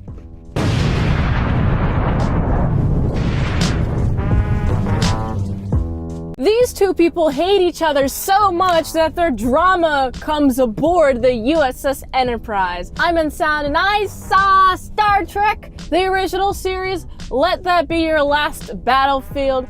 It is directed by Judd Taylor, written by Lee Cronin, and if you haven't seen this episode, I will spoil it for you. This episode starts following the USS Enterprise. They have their orders to go to a specific planet to do some decontamination, that's the word. And they come across this shuttle, and this shuttle has this guy, and this guy is like, oh, thank God you're here. Oh man, I just happen to be a political refugee, and he's escaping via shuttle. And then the shuttle goes kablowy because it's all radiated and such, and they have to destroy it. And it's all that fun jazz.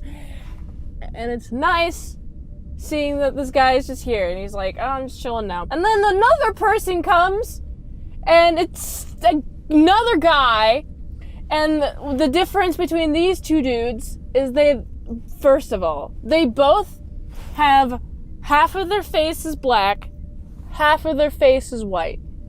But the only difference is one of the guys, one side, like the right side is black versus the left side being black. That's literally the only difference between these dudes.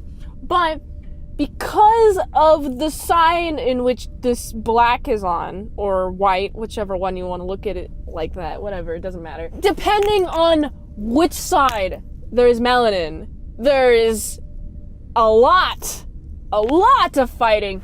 And I like how this episode gives out details.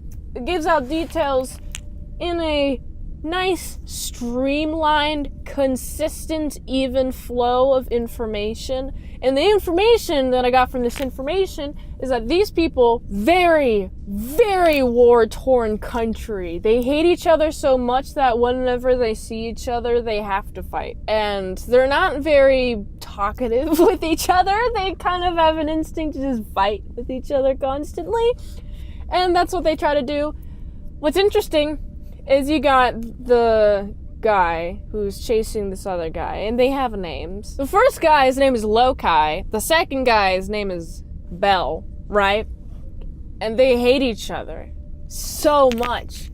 But Bell's over here is like, yo, please, just take us to our planet. Please, just take us there. And Kirk's like, nah, man. Nah, we have our orders. And it's with the power of will? Yeah, it's the power of will that make it so the ship is temporarily taken over. Like, they take over the ship, and Kirk's like, okay, you're gonna take over my ship? I'm gonna destroy it. Oh, you think I'm bluffing, huh? Okay. Engage self-destruction, please! And it's a whole countdown, and everybody's looking real tense, and you can see some of the fear in some people's faces. But also, everybody keeps their composure because they all respect Kirk and his decision-making skills. And I'm just like, oh man, is he going to really explode the Enterprise? I'm thinking he's not going to. He's just trying to make it so this guy thinks he is. And so he'll relinquish control. And it takes up until 3 seconds, and this guy's like, fine, stop it. And Kirk's like, all right, no more self-destruct. Turn it off. And I really like how many things have to happen. This whole procedure of the self-destruct thing, you know, you have to have so many codes. I'm computer, give me your codes. I need code from Kirk. I need code from Spock. I need code from Scotty. I need code from Kirk again. All right. Countdown, 30, and then countdown. Final self. So many friggin' codes. There's so many procedures because you don't want to self-destruct. But there's only a reason why you would. There might be a reason why you would self-destruct. But it's just so convoluted. I love it. So anyway, they eventually give up the control back to Captain Kirk, and Captain Kirk's like, all right, we're gonna do our thing. However, we have contacted Federation to see what their perspective is on this, because we have this thing happening. It takes a little time for the message to go from the starship to Federation, so we're just waiting. We're just killing time at this point. Federation's like, no, you're gonna do what you have to do. You're just gonna do what you gotta do. Kirk's like, all right, cool. And so they go to do the thing that they gotta do. And then once they're done with that, Bell immediately is like, all right, we're going to our home planet. We're going. And then they go to their own planet, and guess what happens? It's destroyed. Gone. Their people fought so much that they ended up killing each other. It's crazy. I can't believe. Wow. I guess it's in life nature because they're not human, right? I guess it's in life nature. The nature of life. For people to hate each other, find any reason to hate each other, and then kill each other over that. So it's crazy. This is a fun episode. I like this episode. I gotta give this It's a solid 7.6 out of 10 bits. Boop. Beam me up.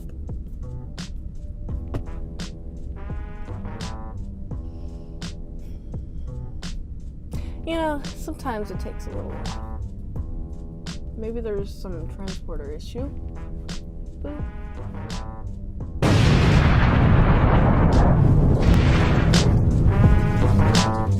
Ever been curious about what it would look like if people didn't die? This episode's for you. I'm Salad and I saw Star Trek the original series, The Mark of Gideon. It is directed by Judd Taylor, written by George F. Slavin and Stanley Adams, and if you haven't seen this episode, I will spoil it for you. This episode starts with following the USS Enterprise as they go to Gideon for diplomatic reasons.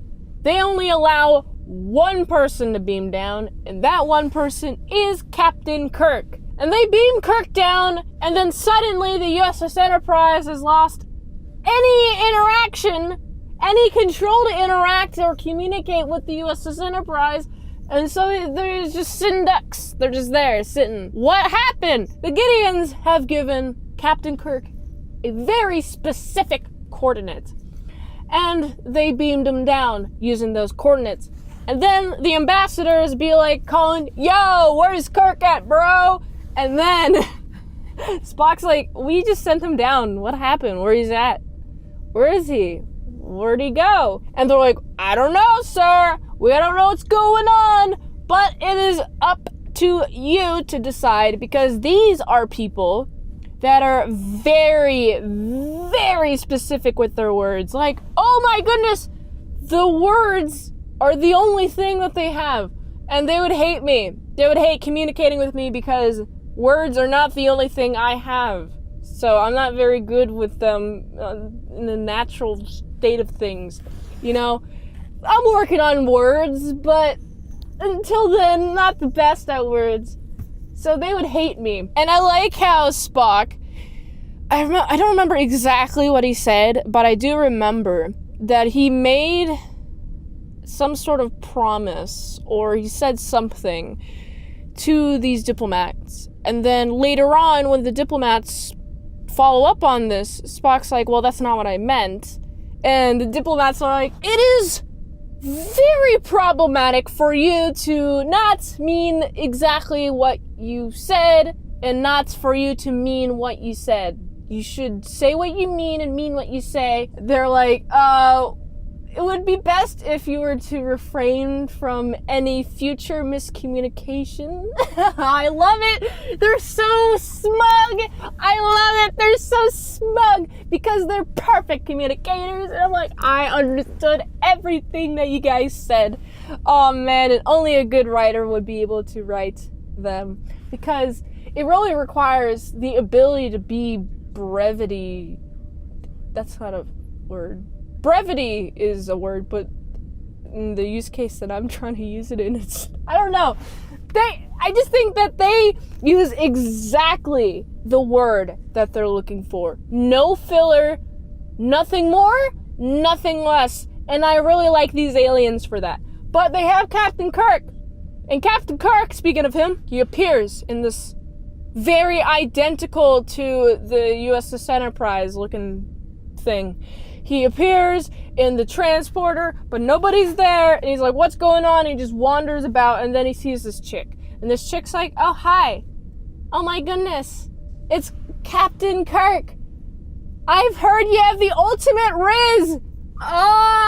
Infects me with your Riz powers. And then they just kiss. It's more like Captain Kirk notices he has a bruise on his side. He's like, what happened? I don't know how I got this. But this chick's like, oh my goodness, I can't believe it. I don't know what I'm doing. I don't know how I got here. What's Gideon? I'm not sure. Can I have a kiss? And then they have a kiss. And they don't make it last forever. It only lasts about a couple seconds. And then she starts getting sick. And Kirk's like, what's going on? And then guess what? The Gideons appear. The Gideons are like, yo, thank you. Kirk's like, what happened? The diplomats, they be like, yo, this is actually your fault, but this is exactly what we wanted. See, our population is over. We're overpopulated. Way too many people here. Wanna know why? It's because we found the cure to death. We haven't cured it, actually. We mostly postponed it to many, many years in the future. Very, very old people die, yes, but we have a lot of new people and very much population. Not enough dying. We have too many people here now. And so we need you, Kirk, to give my daughter. She wanted this, by the way. This wasn't me pushing it on her, but she wanted this. She wanted to be sick, and now she's sick, and now she's happy. Now she's gonna die. And this is because of you, Kirk, but this is what she wanted, so it's weird. I like Kirk's discussion with the diplomats because the diplomats are like, yeah, I know that you crave the cure to death, but actually death is what gives life sentence some meaning. Death is the punctuation mark at the end of life's sentence. It really does define the sentence of life that you have. If you die as an exclamation point, then your actions before that will have an exclamation point meaning to it. Or like a period, or like an ellipses, or like a question mark. I don't know. It's a metaphor. It's a crude metaphor, but I hope you get it. So there's that. I like it. So Kirk's like, okay, I get it. And meanwhile, on the Enterprise, they're like, oh my goodness, they got Kirk! Oh my goodness, they got Kirk! Ah! What are they doing? They keep giving me different coordinates. And Spock's like, you know what, I'm gonna go against the Federation because Federation's like, refer to them. And they're like, I'll refer to the Federation. And so we're stuck in a bureaucracy loop circle thing. And Spock's like, all right, I'm gonna go down there. I'm gonna take the full brunt of responsibility. I'm gonna go down there to the coordinates that Kirk was given, and I'm going to explore everything. And Kirk is like learning more about their society. They're like, okay, I get it. I understand now. And Spock doesn't have this information, so we have like Spock's like going around like, where's the captain? And I do like how when they eventually meet, Captain Kirk's like, yo, just leave them alone. They want this. They have overpopulation issues. Since she wants to die, she's like, okay, well, I want to administer this virus that I got to the other people so they die, so we can deal with this freaking overpopulation issue. Let's go to the USS Enterprise. Let's make the virus. And then that's pretty much how the episode ends. I'm like, okay, this is pretty cool. I like this episode. I feel like it was a lot of filler. They didn't have to be deceitful. Why did they deceive? Like, first of all, they couldn't talk to the Enterprise, be like, hey, we have an overpopulation issue. We need one person to come down here and like give this chick a kiss so we can have a virus so we can like kill these people because there's too many of them. We don't have enough space and it's causing a lot of issues. Why couldn't they be honest? I don't know, man. I just found it to be really interesting, but it worked. I just think it was a little bit too convoluted. It could have been done, I don't know, better. I really think this could have been condensed down into maybe a half hour, 20 minutes to a half hour content, if there was some communication. You know, for a freaking society that values and prides itself on the most best communication skills ever, they sure didn't communicate their issue to the Captain Kirk properly. It could have solved so many issues. Okay, I know that the Gideons, they don't like the idea of using contraception. They need to use this virus because they value life too much. Bro. It could have just been between the higher up of Gideon and the USS Enterprise. You didn't have to get the population into it. I don't know. It could have been handled better, so I gotta give this episode, it's a solid 6.5 out of 10. I'm feeling really nice and healthy!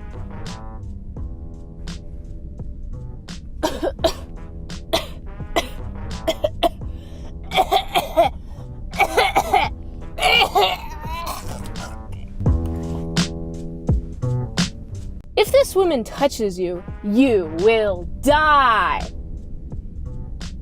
I'm Salad, and I saw Star Trek, the original series, That Which Survives. It is directed by Herb Wallerstein, written by Michael Richards, and if you haven't seen this episode, I will spoil it for you. This episode starts for fun the USS Enterprise as they discover a planet. It's very young, but its atmosphere and its biology, it don't match its age. And so they're like, all right, let's just go look. Let's have a little look-see, shall we? And so they beam down. They got McCoy there. We got Sulu. We got Kirk. They're all down there. All of that fun jazz. And they go down there, right? As soon as they go down there, they're looking at this transporter dude as they're beaming down. They're doing the whole materializing the molecules thing, converting into energy, and then, placing that energy wherever they want. They're doing that whole thing. But at the very beginning of this process, they see this woman touching that guy's shoulder. Wait, don't go! Touch. What could possibly be so bad that there's this lady that just materializes out of thin air and is just going to touch people? What could be so bad down there? And then they go down there and then there's a tremor. Tremors! And that has made it so the communication is no good. They don't got communication, and on top of that, the USS Enterprise gets thrown so many feet. Miles, so many light years away. They're so far away from the planet. And so Spock's like, well, this is a problem. You know what we need to do? We need to go at top warp speed. Top warp speed equals 11 hours of that. All right, let's go. We're gonna go. We're gonna keep on going. It looks like we have gone to the other side of the galaxy. I don't know how we did it, but we did, and we gotta go back. And so, meanwhile, on the planet, we got McCoy is like, oh man, did this ship explode? What happened to the ship? No radiation, so something happened to the ship. There's also this geologist man. He's down there, and he's got a blue shirt, so you think, oh, he's probably gonna stay alive during the entirety of the episode, right? No! He doesn't! Sad. He goes down there and he sees this chick, the same chick that touched the guy, right? The guy who is actually dead. And so they gotta go, the guy notices, wait, you were on the ship. Who are you? And she's like, knows his name and is gonna touch him, and then he dies. Rip geologist man. He wasn't even a red shirt. How unfair. Man, I could have died, but I didn't. Could have spared that man's life. Think of the rock knowledge we don't have. Anyway, so he's dead. And also Sulu is about to get got too, but luckily Kirk and McCoy are here. They're like, stop! Who are you? And then she kind of scaries around. She touched him a little bit. And so that part is injured, the part where she touched him, but he's alive.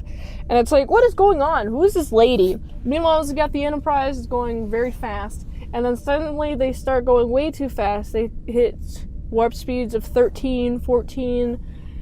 In previous episodes, it's been mentioned that if they go warp 9, then it's not good, and it's not safe. So they're going warp 13. And Spock's like, get it going! Get it! Stop it! Stop the ship!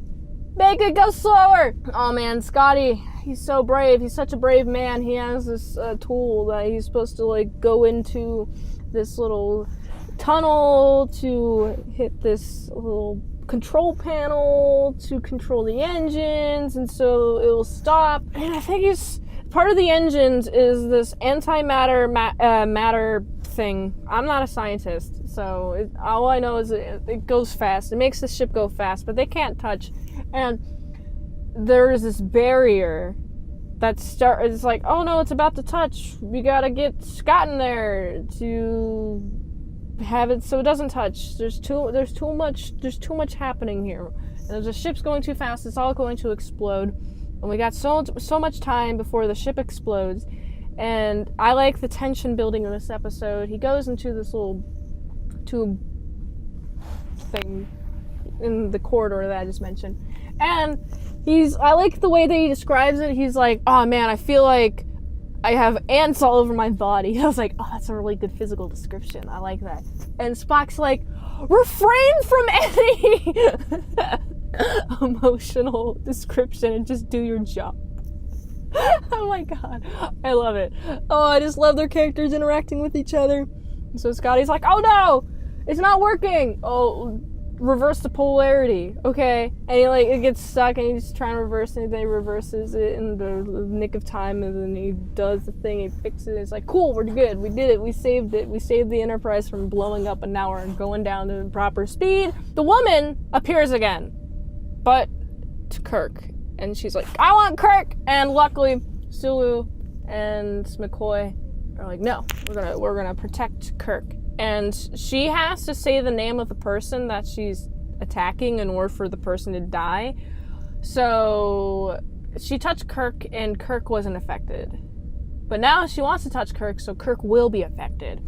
And I like this. And Kirk's asking questions. What's up? What happened here? She scrambles, whatever, bada boom. But luckily, here's some information, right? Here's the information that you need to know about this planet. So this planet suffers from this virus, and so everybody's dead, but there's this computer that they find, and then they ultimately destroy. But there's this computer that makes this chick, and it's supposed to secure the planet. And this chick is here, and it's just automated, it's just running, and it's here to support the planet, but everybody is dead on this planet. And it's just kind of just rural and rampant. And that's pretty much the end of the episode. They figure out that this is just a system that was placed here by its people before them, and they're just like, execute Order 66. Wait, that's the wrong franchise. This is a fun episode. It's pretty complex. The tension is tense. I like the tension of it all. And overall, it's a fun episode. It's not the most complex of the Star Treks, but it is very satisfying. But would I watch this again? Probably not. I don't know. I just already know what happens at the end, so it's not gonna, keep me looking. Because I'm gonna be like, oh, I know that Scotty does the thing and he saves the day. I guess I already knew that coming into the episode, because I know that they're all going to be fine. But the fun of it is experiencing tension while you already know that they're going to be fine. The good part of the series is when you know that, you can still have fun with the tension because it's just done really well. So I think that's what I like about this episode. It's just pretty well done. I gotta give this episode, it's a solid 7.5 out of 10. Beam me up!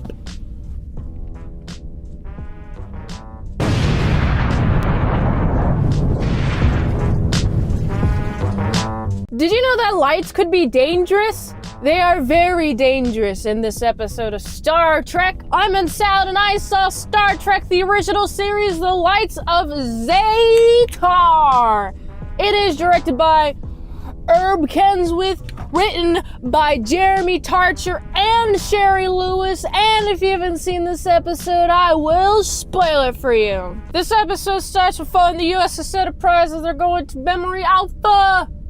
And along the way, they find this light, this massive light.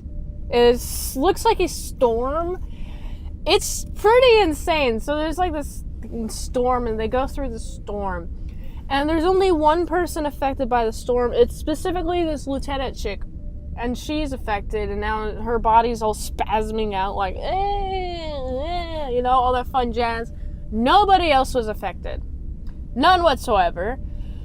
Oh, so they have to deal with the fact that we got one sick person and not sure what the heck's happening. Why is this person sick? They go down to where they gotta go. And they go down there, and guess what they discover? Before I tell you, I should mention that the chick, the only person affected, by the way, she is getting visions of a bunch of corpses on Memory Alpha. And the USS Enterprise, the landing party beams down, and there's a bunch of corpses, except for one person, and one person is like, making weird, gross sounds. And then they die. And it's like, okay, fun. What is happening here? What is going on? How did all these people die?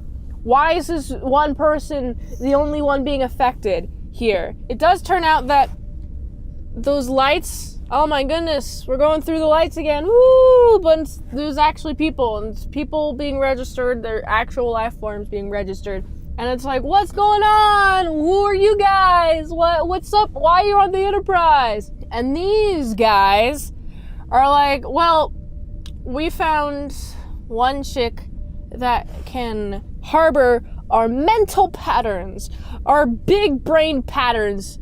We're gonna accompany her body, we're gonna steal it, and we're gonna live out the rest of her natural life in her body, but it's gonna be us in it. Oh, this is no good. And these aliens, it seems like the only thing that's going to prevent them from doing this is if you put this chick in the pressure chamber, but if you put the chick in the pressure chamber, then she might die. And it's something they have to go through with, because they're like, okay, maybe we can do it before the alien gets into her body. Nope! The alien's in their freaking body already, and then she starts saying weird things, weird chants that the alien's making her do, and then they're like, we gotta get her in that pressure chamber, pressure her up, let's go, pressure! And then she gets big pressured, and then the aliens die, leave the body. I don't know what actually happened to them. They just leave, and then that's pretty much the end of the episode. They gotta go see what they got at Memory Alpha. There might be some memories there, some cool knowledge. That's the prime directive. They gotta go for some big brain knowledge from other civilizations. This is a fun one. Mainly because, I don't know, actually. It's not really a remarkable Star Trek episode. I mean, I like seeing the lights. They were cool. I was like, oh, that's why it's called Lights as Atar. And then the chick is being affected by these aliens, and then I guess more so affected by aliens, I guess. I don't know. This is a weird one and fun at the same time. But would I watch it again?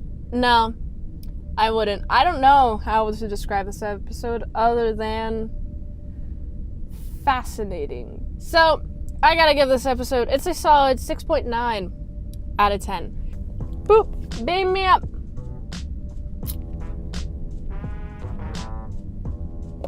I'm still here. I don't know what's going on. Why am I still here? Wait, how did that... No, I'm being sucked in. No, it's the vacuum of space. No.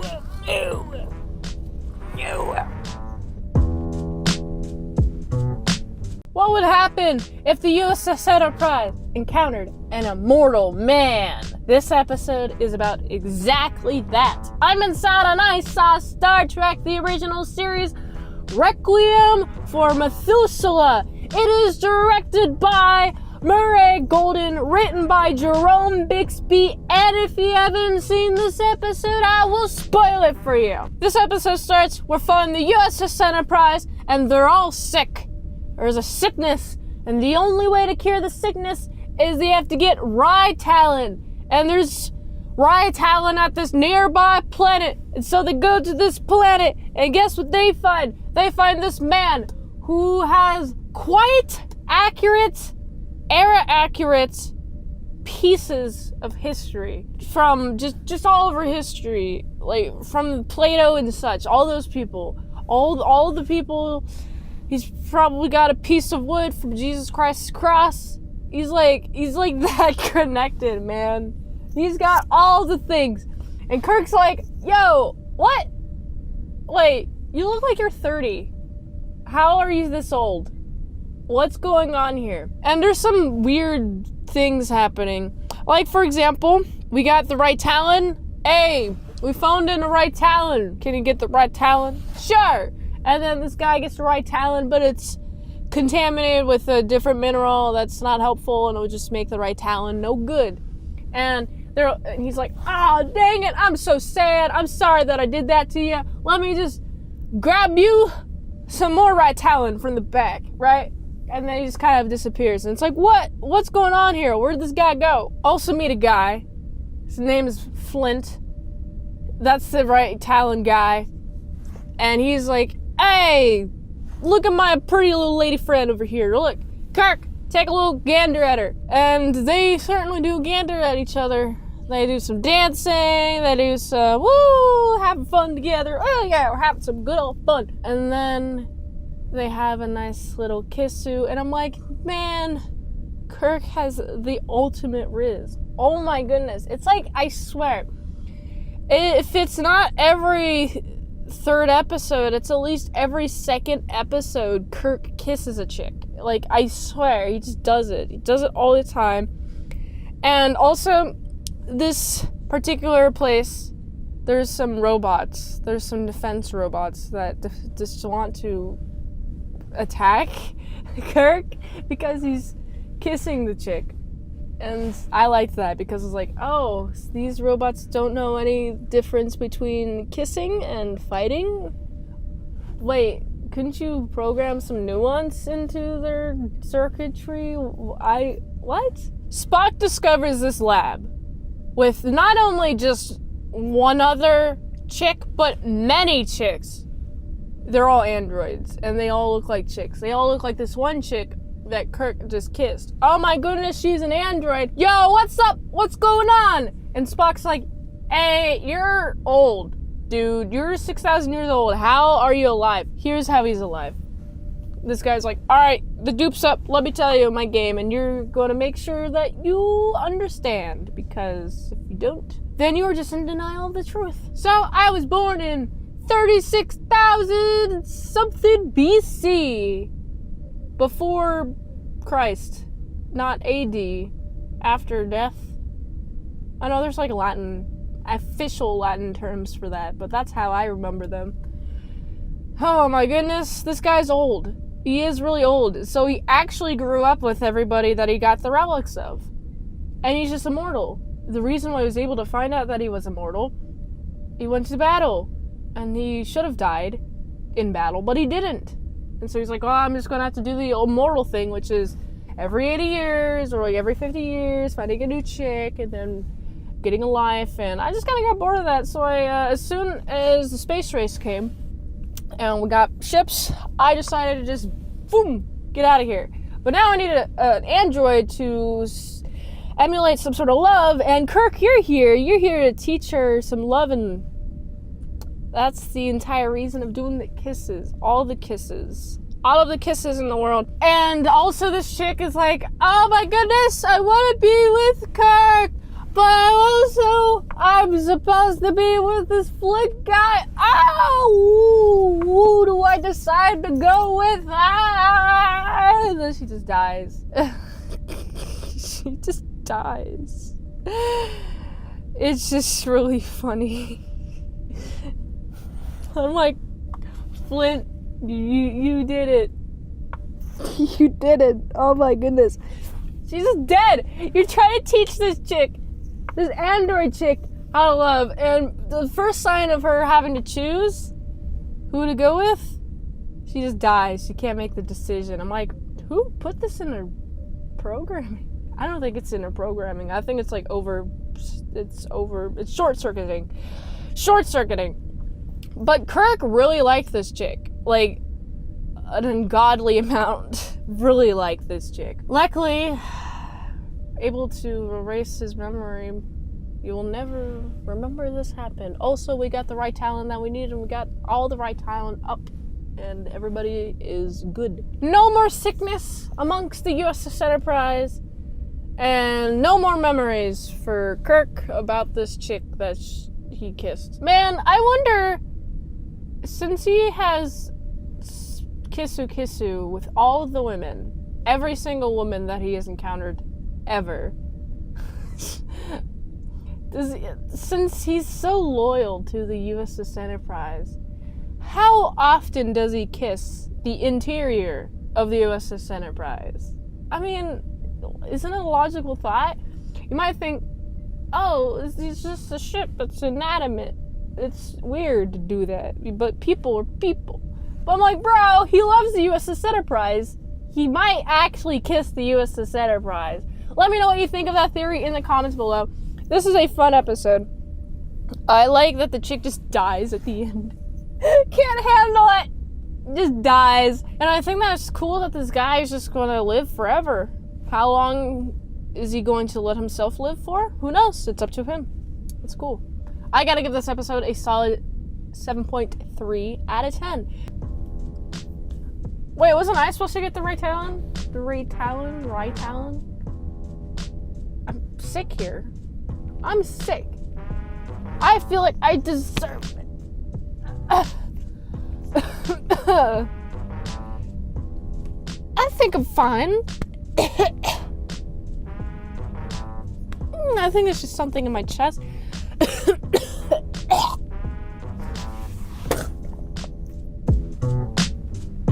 What happens if the USS Enterprise gets hijacked by a bunch of hippies? This episode's for you. I'm Salad and I saw Star Trek the original series, The Way to Eden. It is directed by David Alexander, written by Arthur Heineman and Michael Reynolds, and if you haven't seen this episode, I will spoil it for you. The USS Enterprise encounters a vessel and takes everybody from that vessel onto the USS Enterprise, and there's about 6 people there, one of whom Chekhov is an acquaintance with, and so Chekhov meets one of the chicks, so it's nice and cool, and I like seeing them hook up. However, it's interesting to see the different values that they have. So they're looking for Eden.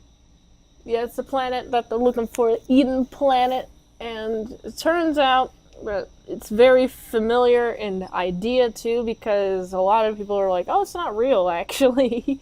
It's a myth. It's 110% a myth. But these individuals are like, we're going to go to Eden and we're going to get to Eden any way we can. So they have this handy dandy concert, and it's nice seeing them have a nice concert and playing music, and they're having a fun time, and it's nice and great. And also, I like seeing how Spock actually knows what movements they're part of. And Spock, because of that, has some favoritism towards him by these hippie fellows. And so Spock's like chilling. You know, it seems like they're all chilling. But nobody knows at all.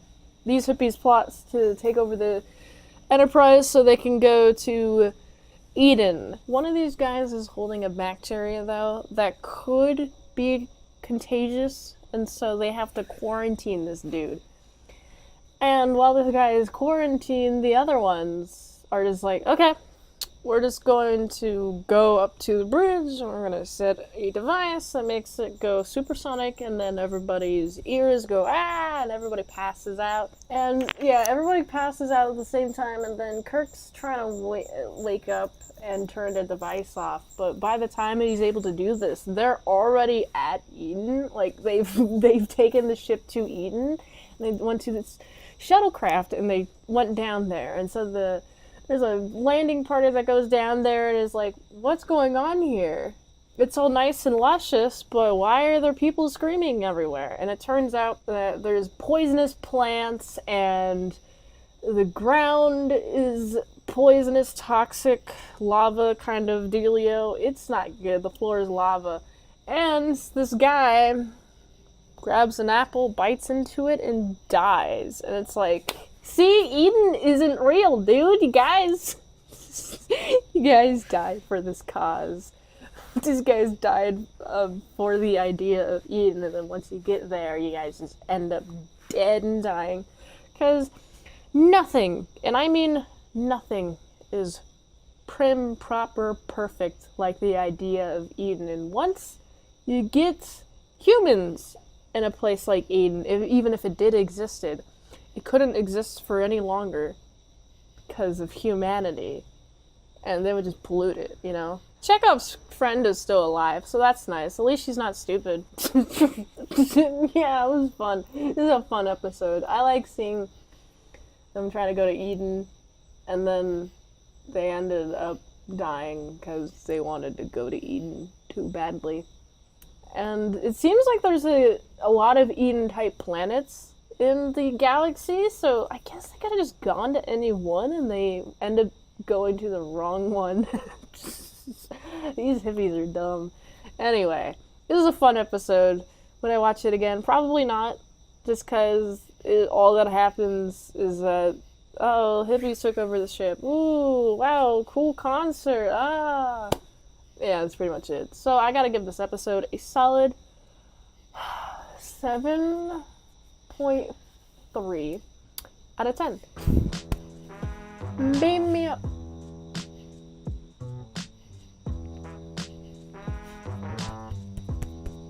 Beam me up.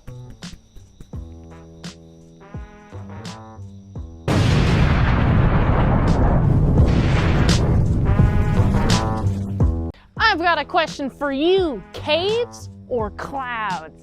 I'm in Salad and I saw Star Trek, the original series, The Cloud Minders. It is directed by Judd Taylor, written by David Gerald and Oliver Crawford. And if you haven't seen this episode, I will spoil it for you. This episode starts with following the USS Enterprise. They need a very specific substance in order to help with this plague that's happening on another planet. And so they go to this specific planet that has the mineral that they need. However, they go there and they don't have the mineral. Kirk's like, yo, what's up with this? What are you doing? What's going on? And all the explanation that he is given is, those people who reside in the caves, such lowlifes. We call them troglodytes. Troglodytes are specifically cave dwellers. Interesting. Anyway, so these people, they have this whole system, this class system divided by if you live in the clouds or if you live in the ground. And anyone who lives in the ground is noticeably a lot more emotional and violent. And because of that, the people in the clouds are like, we need to keep them in the caves. We need to keep them in the caves. These cave people are the only people on the planet that can retrieve these minerals. However, these people in the clouds are like, ugh, don't even want to talk to them. Ugh. Yeah, you know? And so Kirk's like, okay, what exactly is the problem here? Are they like physiologically, physically, psychologically? Which one is it that's making them dumb? Is it genetics or something? It turns out that the specific mineral that they need emits a gas in pure form. And that gas can cause, and I quote here, I quote a doctor, a medical doctor. He said the words, Dr. McCoy said the words retardation. And so I shall use those words because it's medical. A doctor said them, so it must be the correct term. So anyways, these people are retarded. And these cloud people are like, we don't want to deal with them. They're dumb, they're slow, they're very violent. And Kirk's like, they just need masks, dude. And he beams up to the guy and he's like, yo, guy, head honcho man. Dude, this mask, it's gonna make it so all the troglodytes are like not mean anymore. And they're not gonna be retarded, okay? They're gonna be up to speed, they're gonna be the regular amount of speed. They're not gonna go extra slow, okay? But this guy, big head honcho man, he's like, no. They'll forever be inferior. Right? And so Kirk's like, okay, I guess we'll have to do the demonstration. There's this chick that used to be in the caves, but now is no longer in the caves, and so she's nice and normal and she's fine, right? She's a troglodyte that got converted into a cloud person, so it's not genetic, it's just the environmental conditions. And so Kirk brings him down to this cave, and also brings the guy down to the caves. And Kirk's like, I'm here to let you know that this does affect people. It affects their mental capacity. It affects whether they think about murdering people constantly or not. And I really like how they progressively get more and more fighty until it's like obvious, yeah, the gas is doing something for sure. They're going to die if they keep on fighting, because they're just so angry and just so focused on killing each other.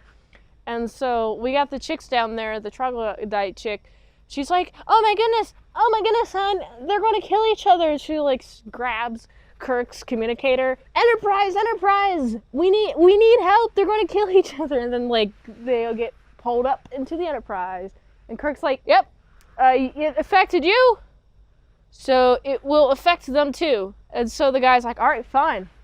I guess my racism period is over. You made such a convincing point, Kirk. Yeah. And that's pretty much the end of the episode. What I like about this episode is I can't tell what this guy's decision is going to be, whether he's going to let the masks be given to the troglodytes or not. I think it's really cool because this guy is so clearly prejudiced against them. I can't tell if he's going to help them out or not until like the very, very, very end. This man is so stubborn. He has to be shown the effects of what's happening. And it's only because of that is how any of this is able to work. You know, I like it. And, you know, Kirk gets what he needs and he's able to speed to the place he needs to go to get the people safe and not sick. Because there's a plague, and plagues are no good. No good. Plague's bad. Everyone hates plagues. I like this episode a lot. It's pretty complex, pretty convoluted. They have to do a lot of things, and I like that. So, I'm going to give that episode a solid 7.5 out of 10. Oh, I'm dancing. Oh, wait. Wait, I'm sinking.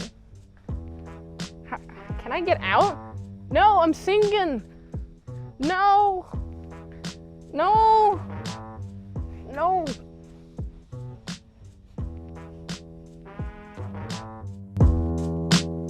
What is stronger, good or evil? This episode covers that. I'm inside and I saw Star Trek the original series, The Savage Curtain. It is directed by Urshel Daughtery, written by Gene Roddenberry, and if you haven't seen this episode, I will spoil it for you. This episode follows the USS Enterprise as they come across this planet with a bunch of volcano activity on it. However, there's this life form. More peculiar, it's Abraham Lincoln. Abraham Lincoln's on a ship that will explode, so they have to pull him up. And then they do that. They pull him up, and then they ask him, yo, what's up? Give me some facts. So apparently he knows things about Vulcans, but he also doesn't know anything technologically advanced past the 19th century. So it's very strange and peculiar. This thing here is Abraham Lincoln, but he's not. It's impossible. He can't be. I like how Kirk has an admiration for Abraham Lincoln. He's like, yeah, this guy was a great leader, and I admire him, but why is he here? It's so weird, it's so strange. And then they're like, okay, I guess we have to go beam down to the planet, right? Like, we should probably go beam down to the planet, see what's happening. They beam down, and they find Spock's Abe equivalent. Sarek's there, and Spock's like, oh my goodness, I have to give him utmost. Whew. I gotta give him all the respect as I can give him. Live long and prosper. I was like, oh man, this is awesome. What a great sign. Live long and prosper. It's telling you, hey, I want you to live long and I want you to prosper within your life. It's such a nice message. I like it. I like that. So anyway, we got them, and then there's this weird rock form alien mass thingy that just kind of transforms itself from this rock mass to this weirder rock mass, but is now moving and is like, hello, we have come to bring you here because we have come to learn. We have come to learn to see if good or evil wins out in the end? Which force is stronger? On the other side, you got Genghis Khan, and then you also got the worst guy in Klingon history, the guy that made it so they have the culture in which they have now. And then like a couple other guys. This guy in an astronaut suit, I am not familiar with this guy, but I guess I was supposed to be taught this guy. I don't know. Carmichael, is that his name? I don't know. And then there's another person, and all three of them, and then you got the fourth one. All four of them, the most evil they can be. I like how on the good side, their first thing that they try is they try to communicate with the other side. And the other side's like, oh yeah, we'll definitely get you. We're going to do it. We're going to help you out. And then a sneak attack. And so they're like, well, we should probably go other ways, says the good guy team. And it seems like Abe eventually gets got by the bad guys. Sukar gets got by the bad guys. And that just leaves Captain Kirk and Spock.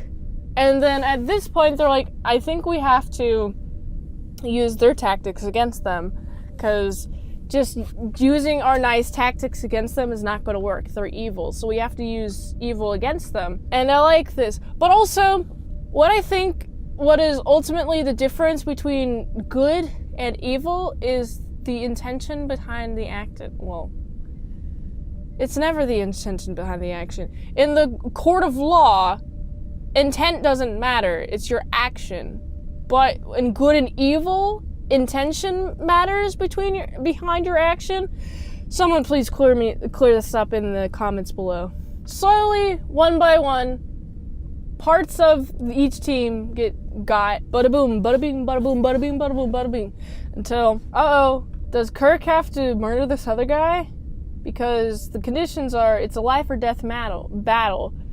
But this life form is like, you know what? I don't need to see any further, because what I've learned is that good and evil is essentially the same thing in action.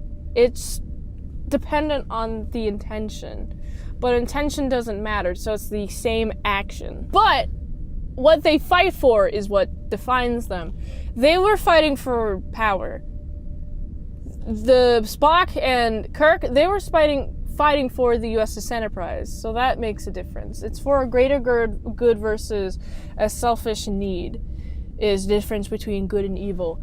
As this episode defines, I like this episode a lot. I like the resolution, I like the thought, I like the big brain thought, and it changed my thinking. So, I gotta give this episode a solid 7.7 out of 10. Boop.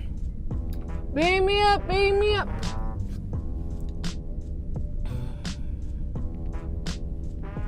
Wow, this is not working at all. It's not. You should really get these fixed by now. I've been having issues with it all the time lately. Zoom, zoom, zoom. Come on. Hello? Anybody hear me? Oh, finally. Ow! Ah! Fire! Fire! Fire! You want to take a blast to the past? This Star Trek episode is for you. I'm Inside and I saw Star Trek the original series all our yesterdays. It is directed by Marvin J. Chomsky, written by Jean Lisette Aroeste, and if you haven't seen this episode, I will spoil it for you. This episode starts, we're following the USS Enterprise as they go to this planet with their star about to go nova. They go to this planet and they're like, yo, your planet's about to be caught in an explosion by the sun. What you gonna do? But when they get there, there's only one person. And the person, he calls himself the librarian. He's like, oh, you want to go anywhere in time? Oh, yeah, anywhere you choose, anywhere you're interested in, we'll send you there. We'll get you some books. And I like how there's an obvious miscommunication happening here, because Kirk is trying to find out, where's everybody? This guy's like, oh, I'm the librarian. And then Kirk goes into this thing, but the librarian's like, no, you weren't prepped yet, right? Goes to this time period.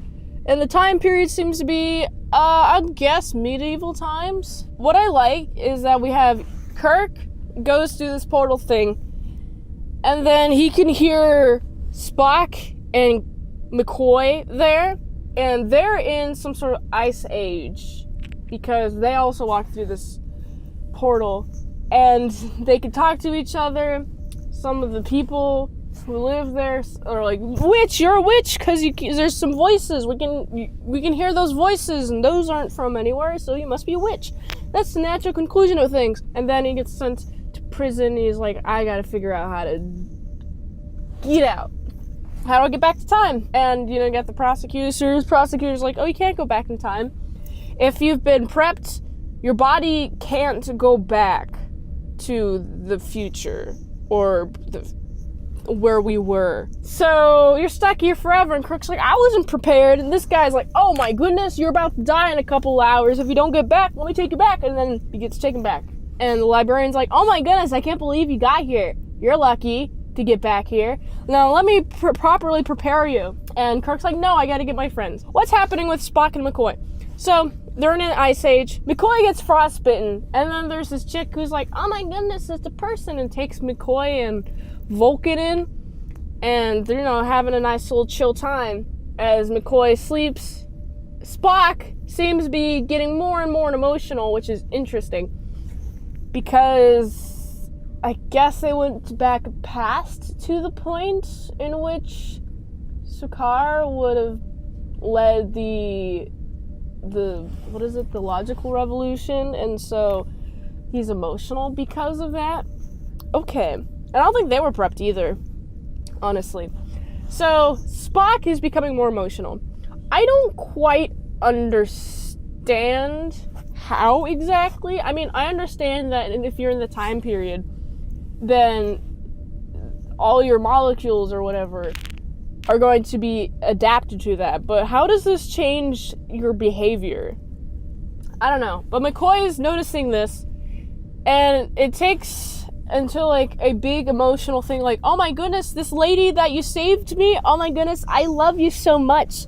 It only takes until that, when McCoy, now conscious again, is like, Spock, you're being emotional here. And Spock's like, oh yeah, you're right, how do we get back? Luckily, Kirk came back and is able to retrieve them, and then they're able to beam back up to the Enterprise. And it's like a weird episode.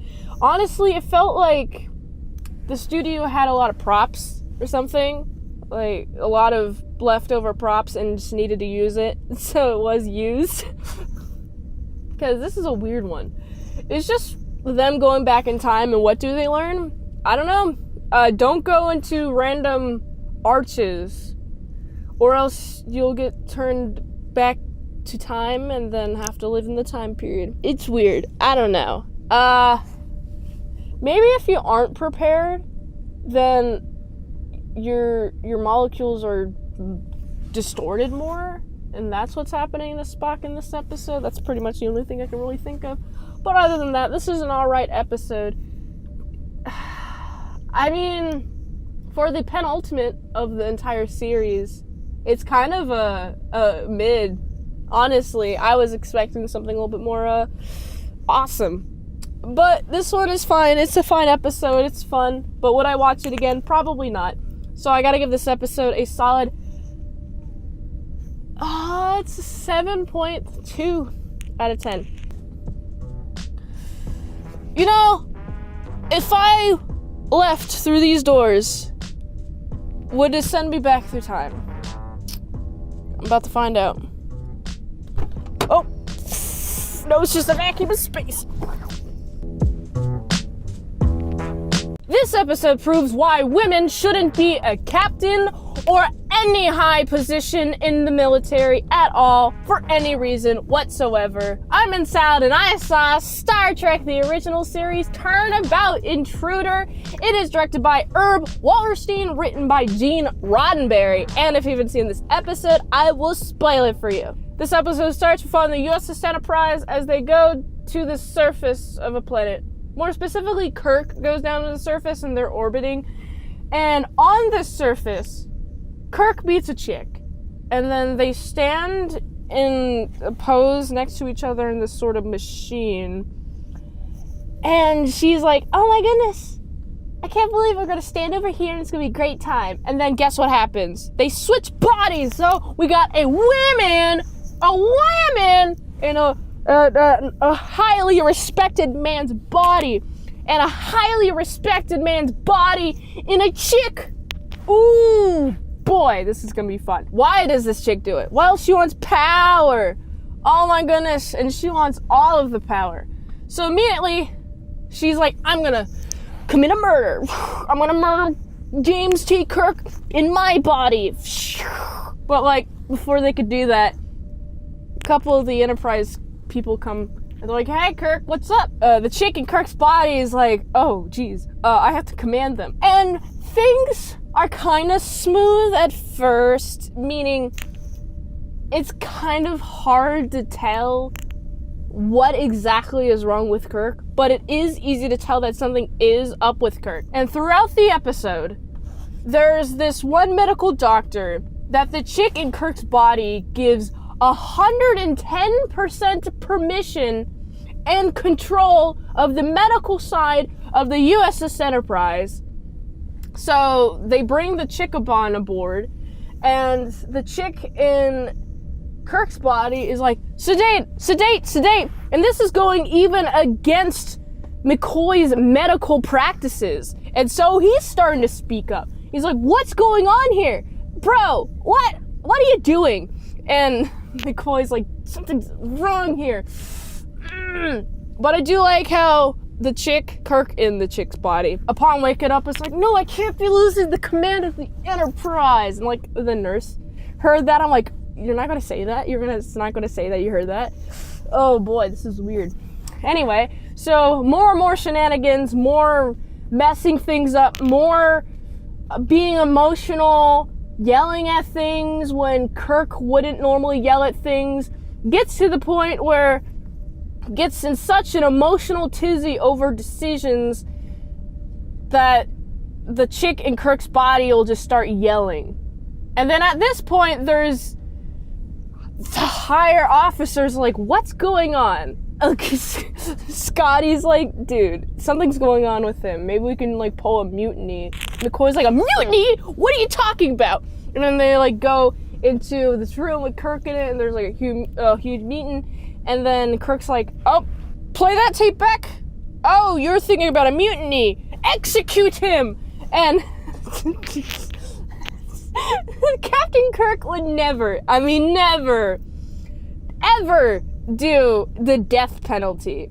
Nobody ever would. Everybody's having a fit over it. What's going on? Why is Captain Kirk saying we should do the death penalty? Meanwhile, we have frickin' Spock's over here. He's like, something's wrong with the captain. Let me go talk to the other chick, right? Goes to the chick. The chick's trying to convince Spock that the chick is Captain Kirk, meaning the Captain Kirk's in the chick's body. And it's not until there's like a big old mind meld that Spock's able to like, oh yeah, this is the captain. This is the captain right here. And everybody else has to like listen to the captain in his body, but Spock's like, this is the captain, his mind is right here. And I think it's mental fortitude that makes you a great captain. You can see the mental fortitude in the way that he speaks. Oh my goodness. He's so eloquent when he speaks, and hearing the woman say his lines, I'm like, okay, this is interesting. All right. Who does it better? William Shatner pretending to be a woman, or the woman pretending to be Captain Kirk? I think William Shatner pretending to be a woman does the better job than the chick trying to be a dude. That's just my observation. Oh man, they're like the final meltdown, right? Where there's like speculation on whether, hey, Hugh, Captain Kirk, are you the real Captain Kirk, actually? And Spock's like, yo, are you the real Captain Kirk? And this freaking chick in Captain Kirk's body is like, I am the real Captain Kirk! I am the real one! There's some signs of slippage, like, uh-oh, looks like the consciences are about to slip into their original bodies, right? And there's signs of that. Like, the very end, though, when she's having the meltdown in Kirk's body, then they finally have, like, a swapping of the brains, consciousness, as you will. And then immediately you can tell who is who again. Captain Kirk is Captain Kirk again. He's himself again. And it's great. And it's awesome. And I'm like, yes, we got him. We got the captain. And then the chick is over here like, oh, I'm so sad. Oh yeah, by the way, Kirk and her knew each other. Actually, they used to be in love with each other. I think Kirk really doesn't like how she hates being a woman. Like, that's his one thing about her, is that she's in constant denial of her womanhood. So much so that she steals the consciousness of Kirk's body. Oh my goodness, congratulations. You have a penis for access. That doesn't make you think like a dude. Dude, you still have the woman brain. You have to accept all parts of your big old brain old noggin. And this lady has not. And so she's decided to just forcefully take control of the USS Enterprise because she wants power. She feels like she deserves it. She don't. She even got the entire freaking bridge to stop taking her freaking orders because of how erratic she's acting. And so emotional, and it doesn't make sense. And I like seeing the increased stress in her and her erratic behaviors try to take control of Captain Kirk until eventually she's just like, I'm tuckered out. Kirk's like, all right, this is all dealt with. Let's go back and just continue with what we were doing. And I was like, yes! What a good way to end this series. Oh man, I really like TOS. Something I noticed about TOS, I didn't notice any families, honestly. It's more like strictly military Navy boat, but in space, kind of. That's what I think about it.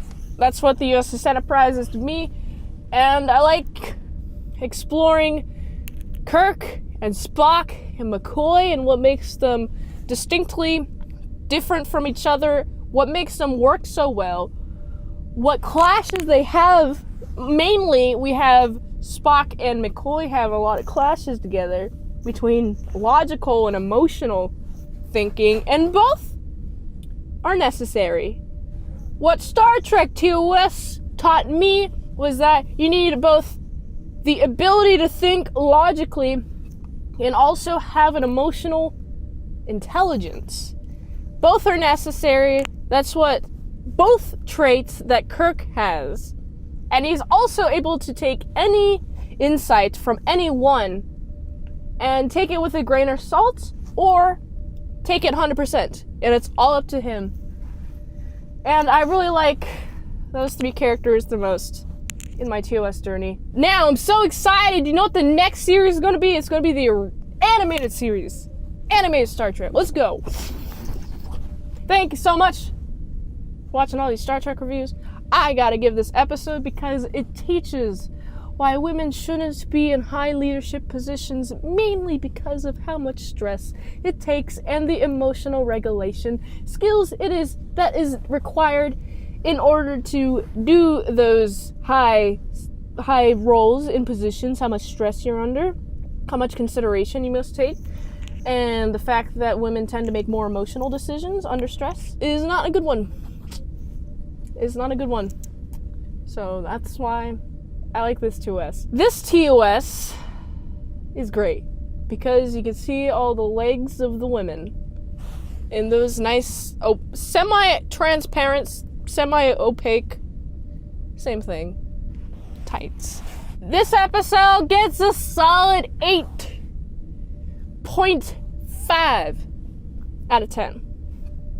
If you like this review, watch another one. The platform really likes that. If you want to fast track a movie review, $20 dinos for one movie review per 1 month at patreon.com/ASEpresents. And support the daily grind of all them daily movies. Go to the link tree, support the daily grind. All them daily movies. So go here. And until next time, on Mint Salad Saw, I'll see you later, my sour croutons and big bits. Beep. Beam me up.